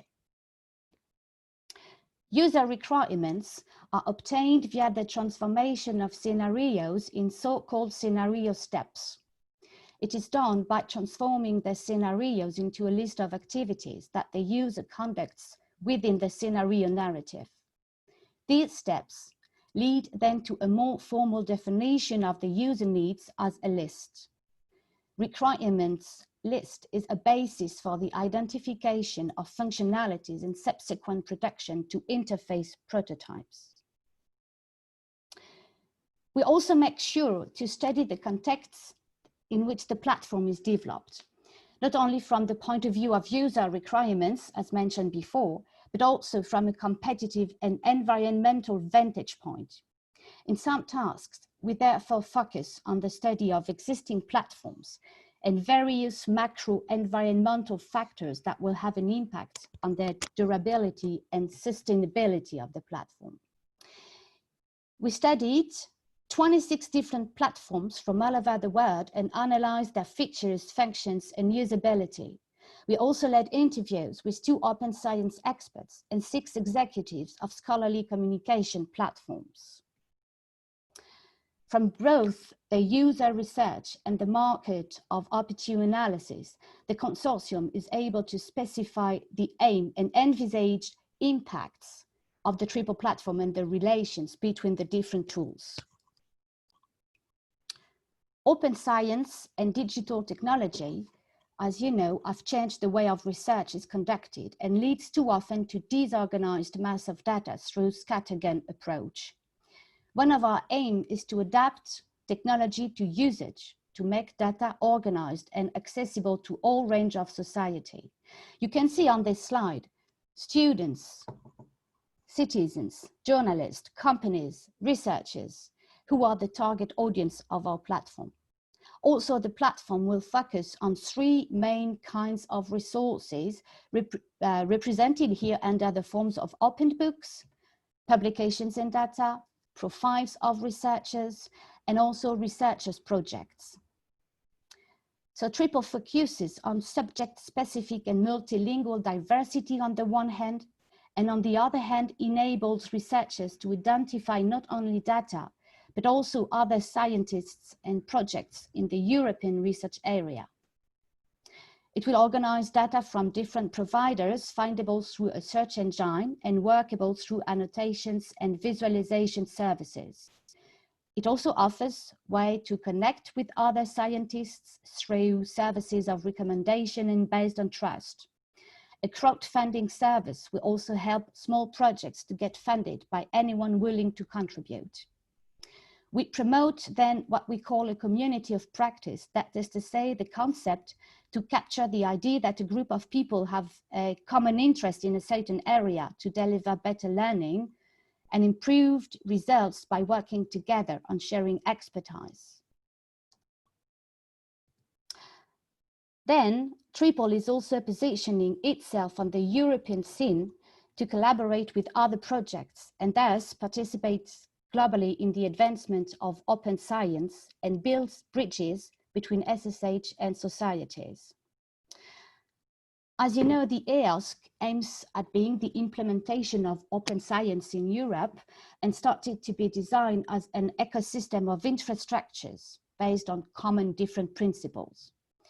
It published a call last year focused on innovative services, offering access through what we call the EOSC Hub to satisfy the evolving needs of the scientific community.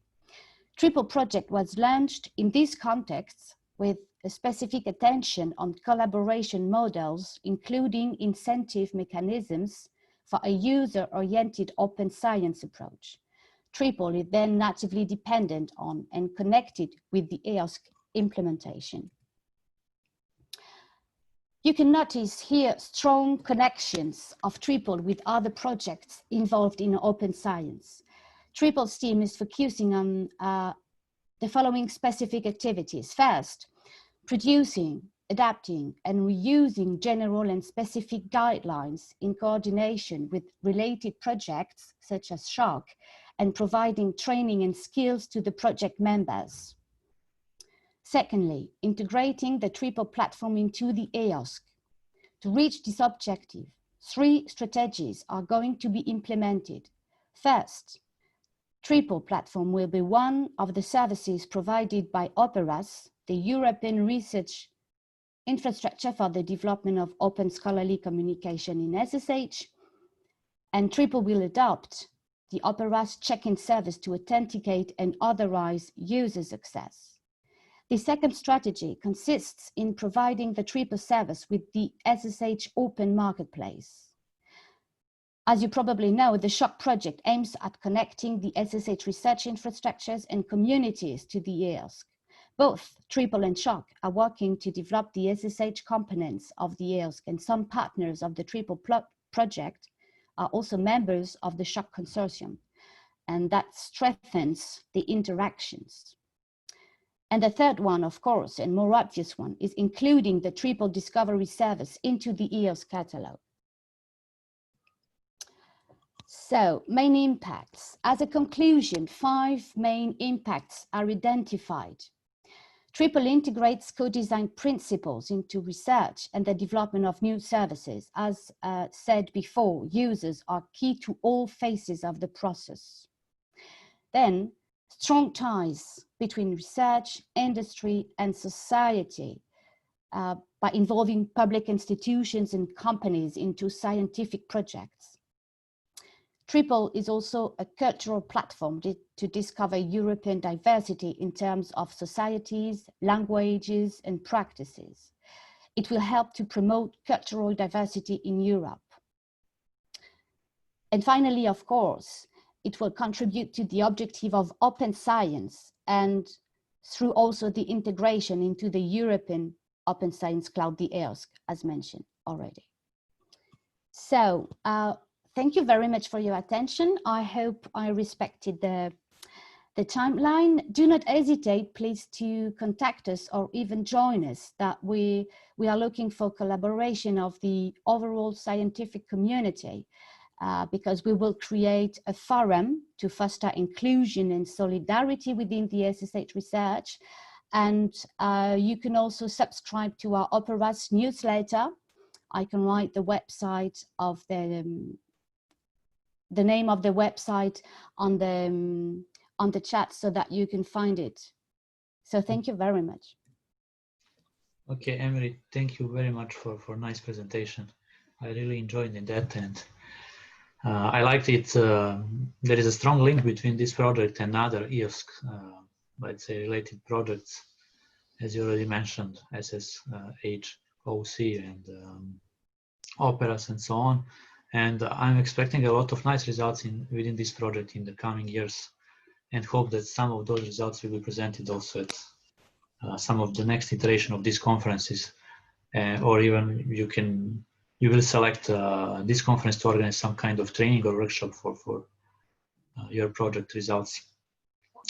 Do we have any question from the audience? Do we have anybody who would like to raise the hand to discuss the paper with Emilie? Of course, there is the invitation to join, let's say, the community and to follow the results of the project.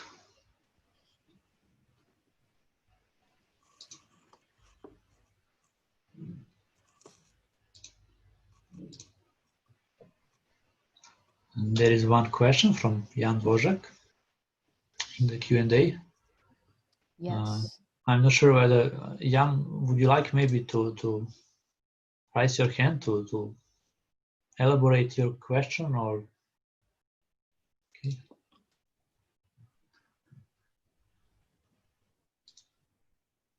Jan, you can unmute yourself and maybe comment the paper and the project and elaborate your question. Yes, hello, Emilie. This was extremely interesting to hear, and I think the project is very ambitious. You might want to have a look at the Serif data model, which was developed under the Eurocris not-for-profit organization, just for the purposes of mapping research information. We'll be happy to assist you if you do that. Yes, for sure. Many thanks, Jan, because data model is a very important issue in the project, and any contribution or help from other experts on this field will help. So I have noticed the website of Eurocris, and we will have a look at it. Thank you very much. Yep. Okay. We'll be happy to help. Thank you. Yeah. Yeah, Emilie, you can Google for Eurocris website, Yes. or even we can type it here. I'm also the member of the Eurocris organization. I think. Oh, I can answer Mary about why the project called Triple. This is a very good question, Mary. Thank you. I should have introduced the presentation by telling this. So there are different reasons, but I would say that the most obvious one is the three kind of resources. As I said, we want to give access to data publications, of course, but also to researchers' profiles and also to researchers' projects. So this is partly why we call this triple.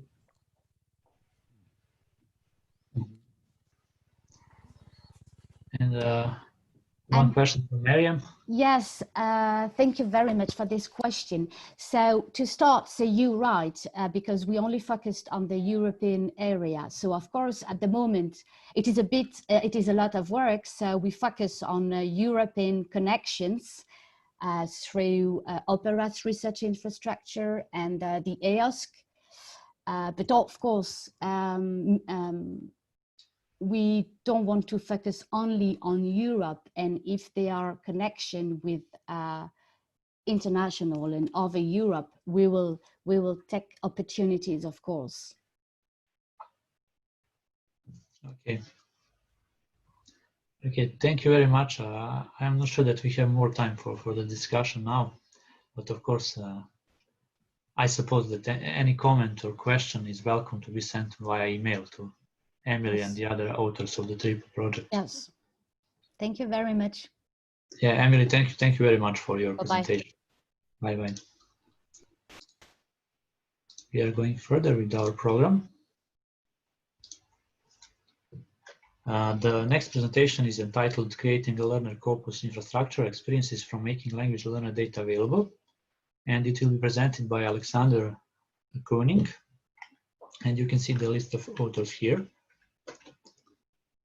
So just briefly about Alexander. Alexander König is an expert for research data management working at Clarin Eric. He has over 10 years of experience in the field, having worked at the Max Planck Institute for Psycholinguistics in Netherlands and URAC research in Italy before that.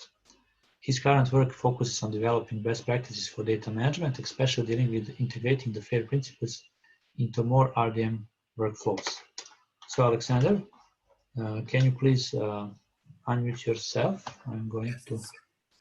Can you hear me well? Yes, I have to stop my sharing because oh, yeah, I see. The only way that it's allowed for you to share. Please share your screen and present your paper in 15 minutes. Okay, let's see if that works. Can you see it? Yes, it's not yet in the full mode, but yes, we can see it. No? Now it's in full mode, so we can hear you very well and we can see your presentation. Okay, well, thanks a lot for inviting me. So I'm presenting this research that we did on creating a learner corpus infrastructure. Yeah, and I do it together with my, I worked on this together with my colleague Jennifer, who's also available for questions if you have some, but most of them I could also probably be able to answer. So this is about learner corpora. Learner corpora, a specific kind of language corpora, namely data gathered from language learners. So people that are currently learning a language. There's quite a large community, the Learner Corpus Association, and they even have their own conference series. I think it's biannually. The idea is of Learner Corpora is to give insights into the language acquisition process. So basically how people are learning a language and what kind of errors are typical and these kind of things. It's mostly focused on L2, what's called L2. So basically a second language. So if your native language is English and you're learning Spanish or Portuguese, but sometimes, and some of the corpora that that were collected at URAC are also looking at L1, so at the native language, and looking at pupils and students to see how they are making progress in basically acquiring their own language, or how they're getting better with vocabulary and making fewer mistakes and these kind of things. So the data that you have in Learner Corpora, it can be audio recordings, there's more and more audio recordings, but there's also often still a lot of written text because it's easy to gather this. You just go to a school and you collect essays that people write, for example, in English class, and then you just have your data immediately. But on the other hand, that also one of the features of this kind of data is that this data is not born digital, but instead you get sometimes often still handwritten data, which then has to be manually transcribed by student assistants or something like this. Then the data is usually heavily annotated. So apart from the transcription, you also make an error annotation, and often also different types of errors, so orthographic errors, grammatical errors, syntactical errors, these different kinds of errors that people are making. And then it's a specific kind of non-standard language. So that means you can't easily use standard NLP tools to process it, because they're expecting like a certain, for example, non-verb agreement that the students, because they don't know yet how it works, sometimes don't make, and then the processing will not work as well as it will with like more regular standard language. So when we looked at this, we found there's a kind of a problem in this field, namely that the corpora are usually highly individual. So if you have a corpus that is collected at URAC Research, or a corpus that is collected in Belgium, or a corpus collected in Sweden, they cover the same problem, but the approach is very, very different often. So we found that there's no common standards for either the file format. It can be plain text, it can be XML, it can be maybe even CSV sometimes. And also the annotations, there's no standard for either the format as annotations or also what kind of annotations you make and what you focus on. And then the second thing, I mean, even if people are making their own annotation practices and making annotations in their own way, these practices are not always well documented. Some people make a lot of effort and say, okay, when I annotate errors, I make these kind of abbreviations and they mean this, and the theoretical background for this is like this and this. But a lot of people, or some people at least, don't document it well, and then you kind of have to guess, okay, is this error, does it mean it's word order, or does it mean something else, or is it a vocabulary issue that's here? So it's really difficult to process this, and then you have to learn this again for the next corpus that you look at, if you want to make some big study by comparing corpora. And what we noticed when we looked at the corpora collected at URAC, that even corpora collected at the same institute and sometimes even by the same team of researchers can look very different, because of course people learn while they're working on a corpus, and then the next time they collect a corpus, they don't make all the mistakes and they use better formats, they use better annotation schemes, but then the two corpora also look different and have different annotation schemes. So the idea was, when I was still at URAC, to work on something that we call the learner corpus infrastructure. It's a big word, but the idea is to take all the corpora that have been collected at URAC Research at the Institute for Applied Linguistics within the last 10, 15 years, and try to make them all available, because some of them weren't even available to the community, or not in a good way. You basically had to ask for them. And then the idea was to try to, as much as possible with the limited resources that you always have, to harmonize the file formats, to harmonize the annotations, the licensing, and make them all easily available by a download. So this is still a work in progress, of course. It's a lot of work to harmonize all of these things, but I think we're on a good way there. The approach is, of course, according to the FAIR principle. So the idea is to make the data findable and accessible, and that's the most. I think it's the most important, because if you can't find the data, if you don't know that it exists, and if you can't get at it, then it doesn't even matter if it's interoperable or not. So we covered that first, also because it's relatively easy, as you can see in the next slides. Relatively easy compared to the relatively little work compared to the other parts. And then in the next step, we're addressing interoperability and reusability by harmonizing, as I said, the file formats, the query interfaces, so that you can online query the corpora for specific words or collocations, or even specific annotations, specific errors. And for that, you need to also harmonize the annotation standards in as much as possible. I mean, sometimes it isn't possible, or it's too much work.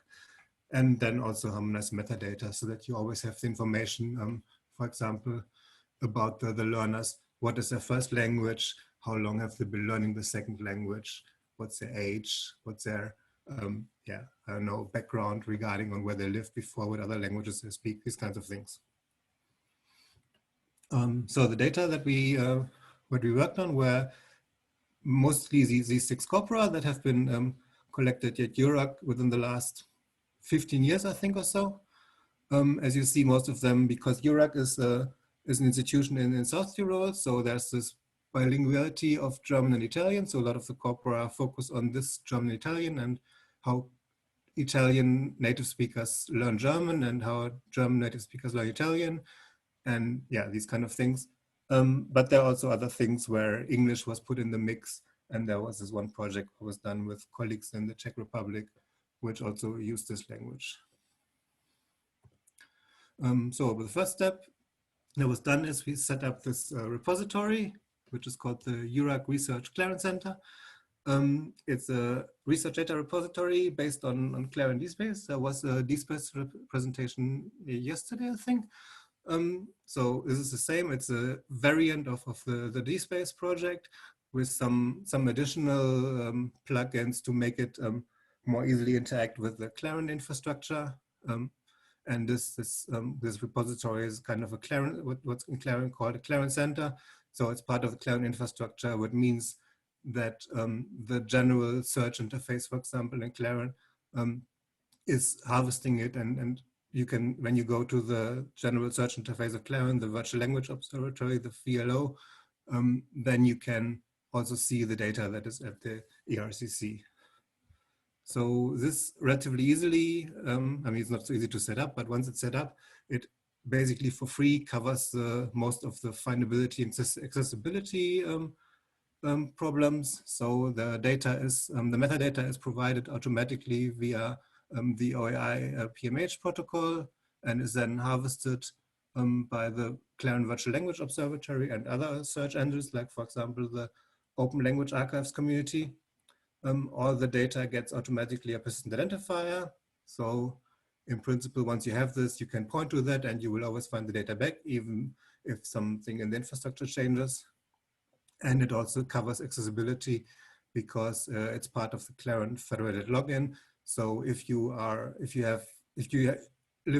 work at a university and your university is part of the, for example, the EduGain Federation, for example, in Germany it's DFN, in Netherlands it's SurfNet and these kind of things. So if university is part of that, then you can just go there and log in with your university account, and then the data that is available for academic users you can immediately download, and for others you are already authenticated and you can ask for access if stuff is not accessible for everybody. Then the next step was working on interoperability, reusability, and the idea is that all corpora will be provided as XML. So they already are in XML, but the idea is that the formats are a bit more harmonized because there were changes in between, like it covers the span of 15 years, so the format has been changed every once in a while. And they will also be made available in the ANIS format. ANIS is, as you can see next, is a search engine that is also deployed as part of the infrastructure at Europe Research, so that you can search through the data, search through the corpora, and yeah, for example, search for specific words and how they're used or specific errors that are made. And then you can also download this data in this format so that you can do computational processing of it for your own research. Corpora also, because they're the ERCC is part of the Clarin infrastructure, all the corpora are using SIMD metadata. So that's the metadata standard developed by Clarin. And that makes it easy to integrate it within Clarin, for example, in the Virtual Language Observatory or in the language resource switchboard. And then because the SIMD metadata is relatively light, so it contains some basic information about the corpus, but it doesn't go into detail, for example, to the specific text or specific learner.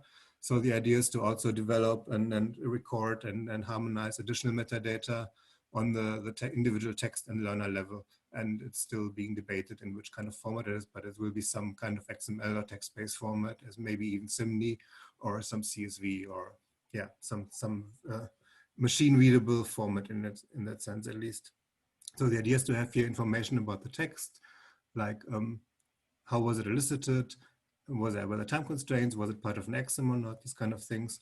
And on the learner, like what's their native language? How long have they been learning the language that the text is in, and these kind of things. Then quick look into what's to come. So as I said, it's still a work in progress. Some corpora already are available for download. Others are still being worked on. So they need to, for example, notice that some of the data is not as anonymized as it should be. So of course there needs to be some additional processing so that it can be made available to the general scientific public. But all of the corpora that I showed will be made available within the near future. So as soon as we get around to finish the processing. The specific text and specific metadata that I talked about, the learner corpus metadata, is being worked on together with experts at Clarin, at URAC, and also talking to other learner corpus research groups when looking at this to make it, to hopefully make it so that this kind of structure, this kind of infrastructure idea, this kind of metadata is not only being used at URAC, but can also be used by other people creating new learner corpora to hopefully harmonize the field a bit more.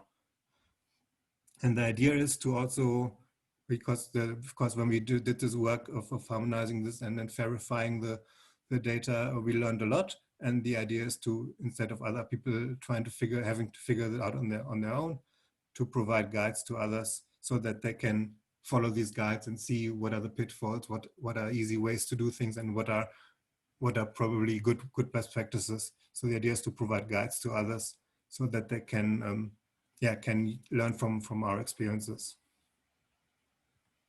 And that's it. Thank you very much. So questions, please. I have just one remarks. Alex, maybe it's so you put the that protocol for harvesting of metadata, OAI PMH, under the F findability. Yes. Do you have any comment on that? Why it's not the part of interoperability? I mean, I suppose you mean it's talking about both. interoperability. My idea of putting it there is because the OAI PMH, the protocol, makes it so that for example, Clarin can harvest the data through the VLO, and for example, it's also how the Open Language ACAS community, OLAC, is getting the data from there, and then makes it searchable on their side. So in that sense, without OAI PMH, the data would not be searchable through Clarin or through OLAC. That's why I put it there. It probably also I mean, it's also part of the interoperability, obviously, but I think this is kind of why it's in my head with the findability. Okay. Okay. Okay, there is just one comment in Q&A. That's a great idea. Yeah, good. If some comments or question appear here in Q&A box or in the chat box, please respond to that. Yes, we are unfortunately a little bit late in this session, so we have to speed up a little bit. So now I'm going to introduce the next speaker. Yeah, thank you very much for your presentation. It was really great. And I'm really sorry for today's session that we are not on a physical meeting because I suppose there will be a lot of discussion in the coffee break after this session. Okay, the next speaker.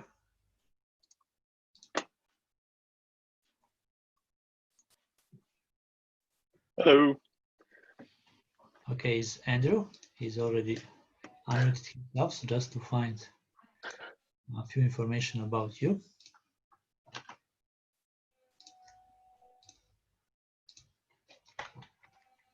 Okay, so the next presentation is about Knowsi, already mentioned yesterday, I think, by Daniela Duca in that sponsor session. And the presenter will be Andrew Lovett-Barron, who is the founder of this tool, this platform. And so Andrew is a product designer and founder of Knowsi. Andrew has worked for the past decade in product and co-designed at IDEO, the US Department of Defense, and with clients like Planned Parenthood, IKEA, Ford Small Mobility, and Mozilla. So quite nice biography, I would say. So Andrew, please present the platform in, let's say, 10 or maximally 15 minutes, because we are a little bit late with the time. Sorry for that. And thank you for accepting to be the part of the program, of course. No worries, I'm excited. Let me just share my screen. Can you all see this okay? Yes, we can hear you very well, and we can see your screen. Yeah. Okay, brilliant. All right, so I'm going to talk to you a little bit about Knowsi. I'll try to be relatively quick, but maybe not to the point of lack of comprehension. But Knowsi is a consent management platform for research, started in user research and is sort of shifting towards the academic space with the help of the Sage Ocean team. Very quick intro to myself. I'm Emilie Blotière. I've worked with a bunch of different spaces. I'm actually a current MA student at the University of Leicester as well, part-time. So the relevance of using this in the academic context is also, I want to use it in that context. So that's all good. And you can contact me at all of these points as well, Twitter, email, or via the newsletter. And that's my son, Emil. So Knowsi makes informed consent easy and respectful. Knowsi manages consent between researchers and participants to make research easier and manage GDPR liability. It provides seamless mechanisms to gather consent for media collection in particular, but also other types of consent while maintaining those consents for GDPR compliance. Researchers get simple tools to manage participant recruitment and collect data, and participants get an interactive receipt where they can update and maintain their consent over time, as well as fulfill some of the requirements of the GDPR around informed consent, withdrawing consent, and similar. So why does Knowsi exist? Frankly, we need to be taking research admin a little bit more seriously. I'm including this photo because of a particularly traumatic event for me as leading research in the UK, where somewhere between leaving our hotel and flying back to the States, we somehow lost an entire folder of consent forms for everybody we had spoken with. And so we're unable to use any of the media we had actually collected on that particular trip. And so we need to be taking these things more seriously. We need to be taking participant privacy more seriously. So I've seen many situations where media was collected or data was collected about participants that the participants never actually consented to the way that the media was used, but assumptions were made or people simply didn't check.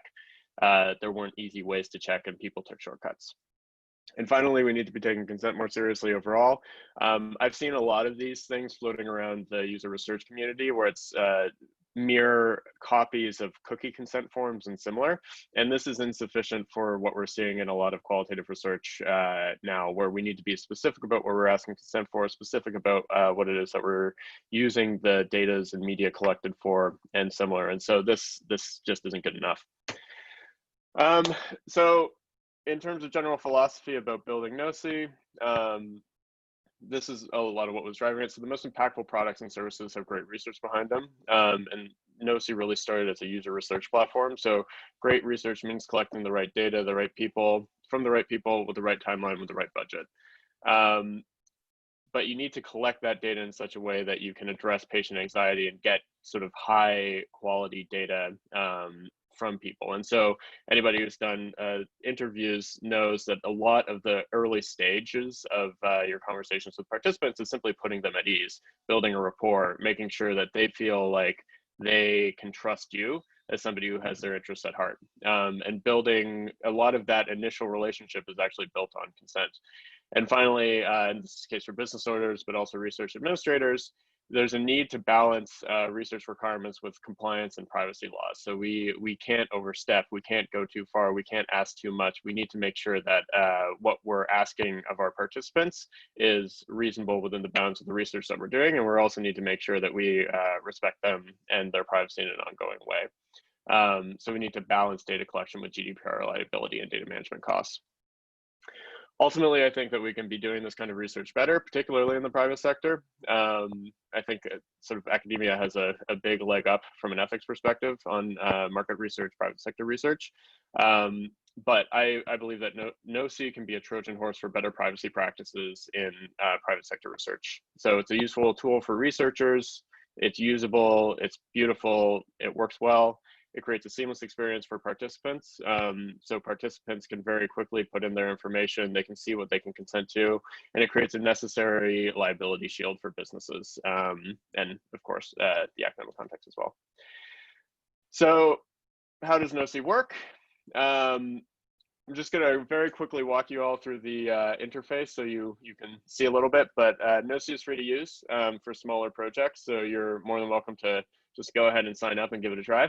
I'll also say that it is still in an open beta, and I just recently updated all of the front end framework, so there's still some bugs that somehow didn't get caught by the automated testing, which is deeply embarrassing. Anyway, so when you sign up to Knowsi, you're always connected to an organization. The organization is projects running it and participants to work with. So you can, of course, use participants across projects, but you always need to request specific consent on a project by project basis. A project has lots of information associated with it, but the most important are the active forms that require signing and the participants who you're seeking to consent from. And you can see at the bottom, there's actually a bit of a timeline as well for connecting with people, whether they've responded, whether they've consented, and similar. Creating forms is quite easy. So we provide a series of templates from academic research to simple interviews in private sector context to podcast forms to actually photography consents as well. So those templates can serve as a starting point, and then we provide some basic ways of basically building that consent form to your specific needs. One of the next big features is actually going to be much more detailed templates, and I'm going to be trying to provide a couple of templates from specific research ethics boards as well. And you can sort of see the consent form as well. So you build it in real time. You can use Markdown, inline, all that kind of stuff. You select the specific consents that you are requesting from a wizard of sorts, and there's custom consents that are coming soon as well.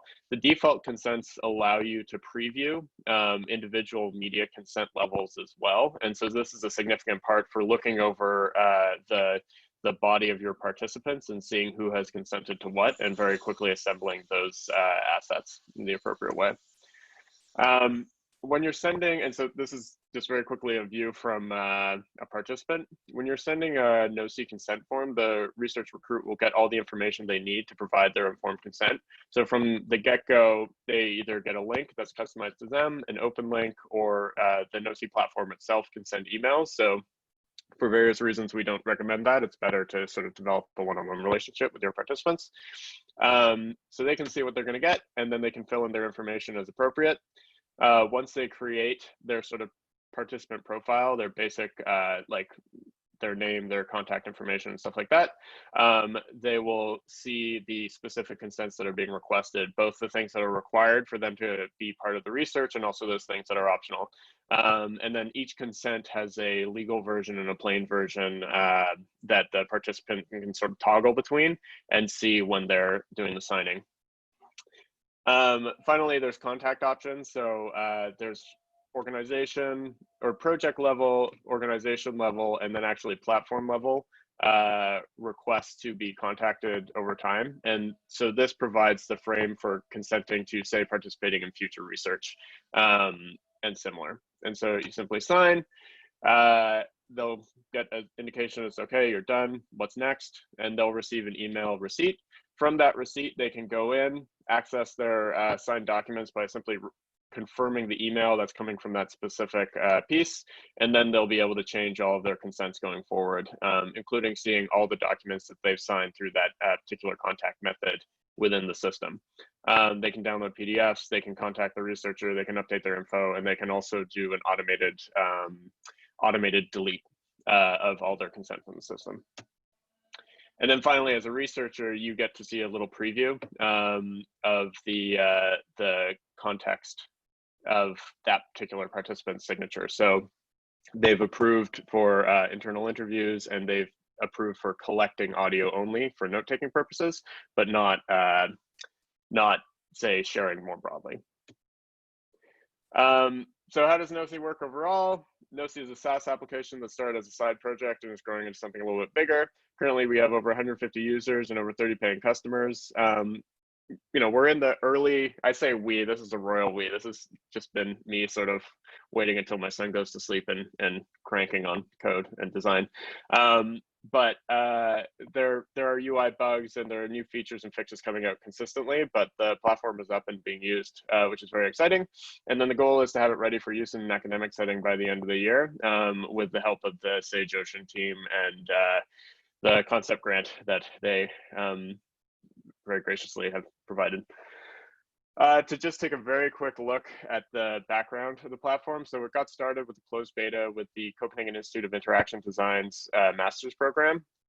So their whole their master class was using Knowsi to basically do a lot of the consent for the design research that they were doing. And then it's been tested by design researchers and creatives who are working at companies like IDEO, Mozilla, Fjord, and Leo Pharma.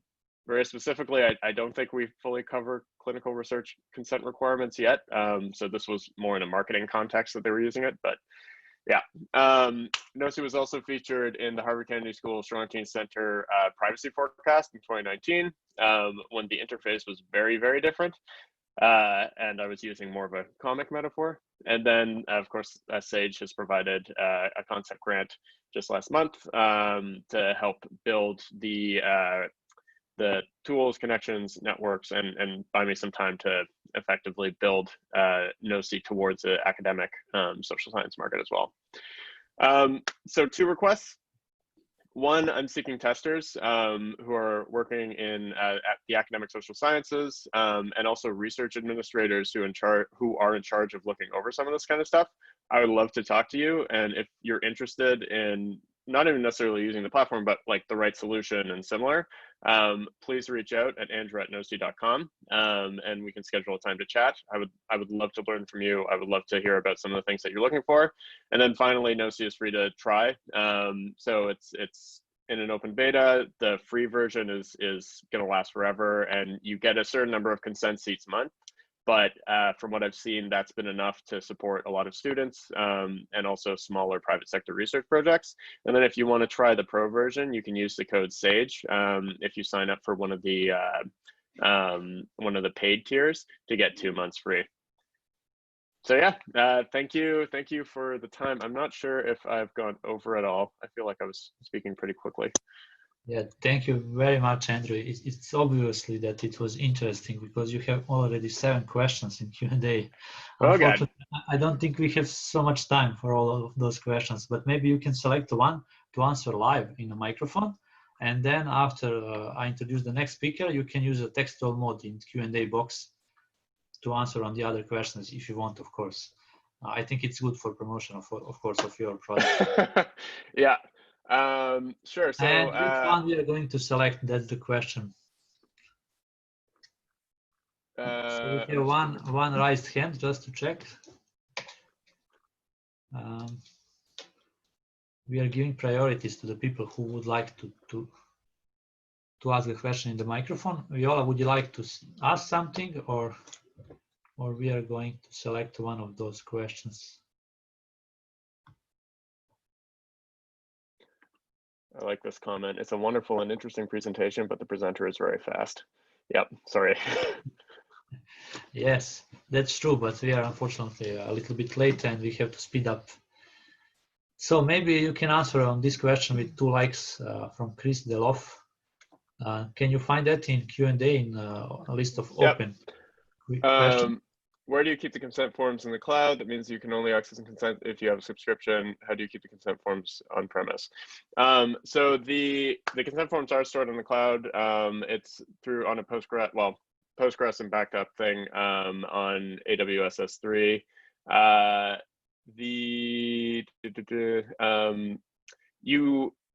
So you can, if you have signed something, you don't actually need a subscription. There's this sort of separate portal as a participant that you sign into. And so you can access those at any time. You can request deletion automatically at any time. So that part is quite easy. And then there's not actually an on-premise solution at this point. So the best thing that I've seen is that some users with specific on-premise needs they basically run their research using Knowsi, download the PDFs, store those specifically, and then they simply delete them from the account. I think that's frankly a little bit overkill. But yeah, I mean, every organization will have different specific requirements there. And there are some challenges around, for example, like PIPEDA, which is one of the privacy laws in Canada, has certain like in-country level data storage requirements. So those are things we're still navigating and trying to figure out. And it's part of what the Sage Ocean Concept Grant is going to help facilitate in terms of making sure that we have the right data infrastructure and yeah, the right thing to support everybody in their consent needs. Okay, Andrew, thank you very much. Please try to clean up the list of questions for you while the next one speaker is presenting. And now I'm going to the last one speaker in this session, which is Karen. So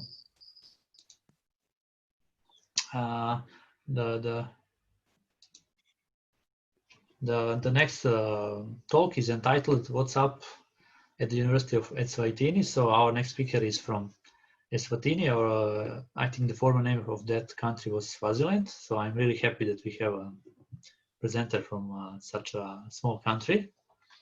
And it's Karen Ferreira-Meyers, who is an associate professor who lives and works in Eswatini, Southern Africa, at the Institute for Distance Education, which forms part of the University of Eswatini. She's coordinator in the coordinator of linguistics and modern languages and is in charge of the programs of French and Portuguese mainly. having published widely. She's also a keen translator and interpreter. So Karen, please, we are at the end of this session. I would like to kindly ask you to present it in, let's say, 10 minutes or something like that, if it's possible, of course. Thank you, Dragan. I will surely try to do so. Let me see if I can share my screen, and then we can go. I'm trying to find, where is it? There is a green button for sharing the screen. Yeah, no, I found the screening.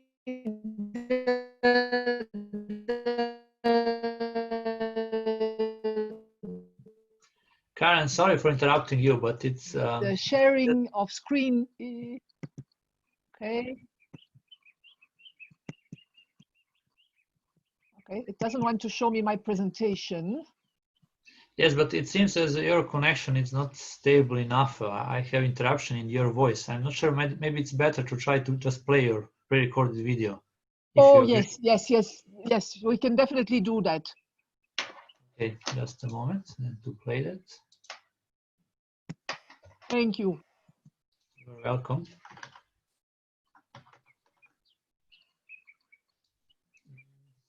Maybe while you are getting it, just saying that this is research that has been done by myself and a young researcher who is Portuguese, and we've looked at WhatsApp and how it could help us improve language teaching and learning, in particular of Portuguese.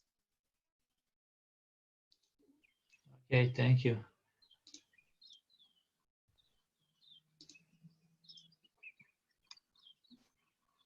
Okay, Karen, unfortunately, I think we can't hear you anymore. So I'm going to play your video. No problem, I'll mute myself. Very pleased to be at this virtual conference with all of you. My name is Karen Ferreira-Meyers. I'm from the Institute of Distance Education of the University of Eswatini, which is a small kingdom in the south of Africa, in southern Africa. And today I'm presenting a paper on behalf of myself and Ms. Joana Martins, who is at the moment an independent researcher, but when we did the study, she was a tutor Portuguese at the Institute of Distance Education. So our paper is entitled The Use of WhatsApp in Today's Mobile Language Teaching and Learning. And this is how my presentation today will be done. I will give a brief introduction, talk about the objectives and the methodology of the study, talk about the general advantages of WhatsApp in a blended learning environment, and also briefly on what are the extra affordances of WhatsApp when it comes to language teaching and learning. I will talk to you a little bit about the teaching of Portuguese as a foreign language in Eswatini. And then I will probably end up by talking to you how the COVID-19 pandemic has really impacted on language teaching and learning in our small kingdom. It's a mixed method paper which seeks to give an insight into recent developments in the teaching and learning of Portuguese as a foreign language. So it shows both the results of desktop review of existing literature on mobile learning applications, and in particular on WhatsApp in the field of language teaching and learning. And also it explicits field research done by Ms. Martins and myself with tutors and learning in the Certificate of Portuguese Blended Learning Program offered by our institute. So what can we say about WhatsApp as a teaching and learning tool? So we know, and there's been a lot of studies that have proven that WhatsApp can be used as a discussion tool. It can be useful to hold synchronous and asynchronous interactions and to produce and disseminate educational videos and podcasts. In addition, it is helpful to promote cooperation between peers because the learners, as well as the tutors and the lecturers, can share content and supporting material in the form of research articles, ebooks, videos from YouTube, other links, etc. It can also be a data collection tool because the teacher, researcher, or student can use the medium to send voice or written questions and receive answers. So that also promotes quick feedback and it promotes collaboration because knowledge is co-created by a group, a WhatsApp group, through the discussion and through the sharing of all the resources. It can be used to assess student participation, at the same time also to motivate and stimulate students and to build confidence. So often we have seen that students feel more comfortable in a WhatsApp group than they do during a face-to-face class. They are more empowered to ask questions and even share interests. It also is very useful because it allows for higher forms of inclusion. Learners are different. Some are extroverts, others are introverts, some have visual, other or hearing problems, and all that can be taken care of in a WhatsApp environment to make sure that they all feel worthy and included in the learning process. Now, what about language learning? We know that it is through practice of a language that a learner develops the different language skills. So when using grammatical content and vocabulary learned while producing sentences, while dialoguing, the learning process becomes really significant and the learner can see what he or she is capable of doing. So WhatsApp is a useful tool for practicing writing, listening, reading and speaking skills, the four major skills, in addition to the intercultural ones and the pragmatic ones. So let us look at what happened with the teaching and learning of Portuguese in Swaziland. So since the 1960s, the Portuguese language arrived when the first Lusophone speakers immigrated. And that has to do with the historical context of that period. So in 1969, there was already an operational Portuguese school, which was located in the capital city of Mbabane. So over the years, a few primary, secondary, high schools started teaching Portuguese. And that's also why the Department of Modern Languages at the university thought it useful to have a Portuguese section. And that was done at the beginning of the millennium. And this activity translated then in the design and implementation of a certificate in Portuguese program for which the classes started in 2009. Now, from the onset, the certificate in Portuguese was a blended learning program, as students would have limited face-to-face sessions, lectures and tutorials. In between classes, some form of interaction was needed.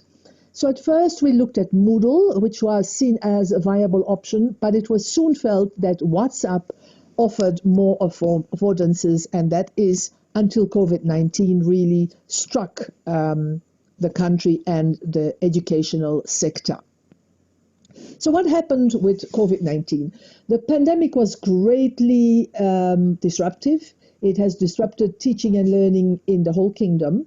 And part of that was that universities were closed in March 2020, at least physically, meaning that no students or staff were allowed on campus. This is still the case today. And all face-to-face learning was thus stopped completely. So March 2020 was in the middle of the second semester, and students were already used to working with WhatsApp in the WhatsApp environment. So it was hoped that the switch to fully online learning would run smoothly, especially as we had noticed through surveys and a little field research that their attitude towards the use of WhatsApp for learning and teaching was positive in general. However, this smooth transition as expected, as hoped for, did not really happen. And learners very soon noted a number of obstacles to the finalizing of assignments and the continuation of learning. So some students said, we are wary and scared of online learning, as the sessions seem to be based on time-out sequences. So this particular student was referring to synchronous sessions and was very afraid that the synchronous sessions were not going to be able, he was not going to be able to follow them appropriately. So students also raised other issues, for example, the inability to get to internet cafes because they were also locked down, or to get financial means to get additional data or airtime in order to be active online. So these financial constraints were very hectic and had an important impact. So even though the coordinator, which is myself, the lecturers, we have a team of 4 extremely competent lecturers and tutors, and again there the tutors showed great competence and great motivation to keep going. So this whole team kept on encouraging students to continue interacting and learning by sending resources, by asking questions, by providing additional reading. But it was soon noticed that the fear and stress related to the coronavirus spread made it very difficult for students to continue to participate meaningfully. So what do we know at the end of these brief interactions? We know that WhatsApp has been tested for years in several educational contexts, and it has proven to be very beneficial, not only to develop a community of inquiry, but also as a very helpful tool for language learning, because all the different language skills, that is reading, writing, speaking, and listening, can be practiced within a WhatsApp group and within the WhatsApp interactions. So for the past 5 years, all the stakeholders have been adapting WhatsApp, the WhatsApp environment to students and teachers' needs.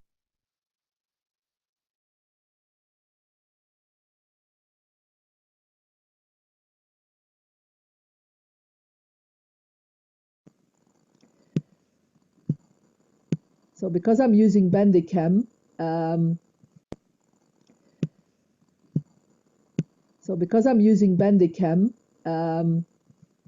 part of my last couple of slides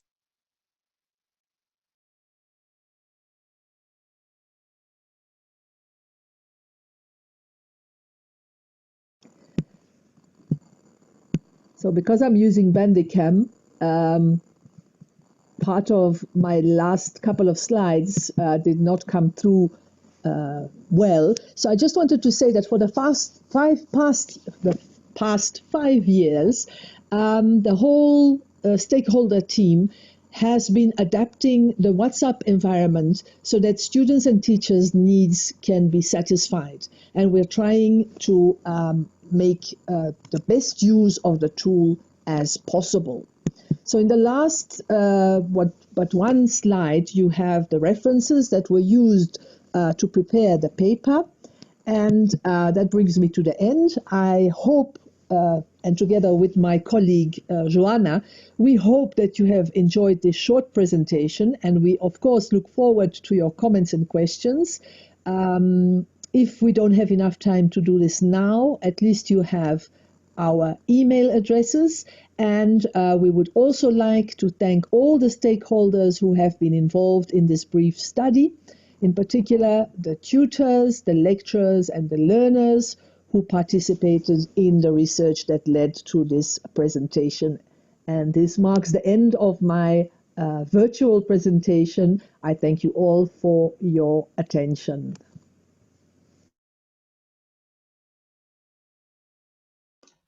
Okay, Karen, thank you very much for this virtual presentation, but really virtual, by playing your video. So, and as you already mentioned at the end of your video, if you don't have enough time, you can contact us by email. I think it's exactly our situation now, actually. All right, thanks. My apologies for that, but I'm expecting, and I would like to encourage people, of course, to write you an email if they have any question for you. Okay, so we are at the end of this session. We are a little bit late, but I think we need a short break. So we will be back in 7 minutes, meaning at 11:40. We will start our keynote talk with Nace-Jan van Eck. My apologies to Nace for this short postponing of of his presentation.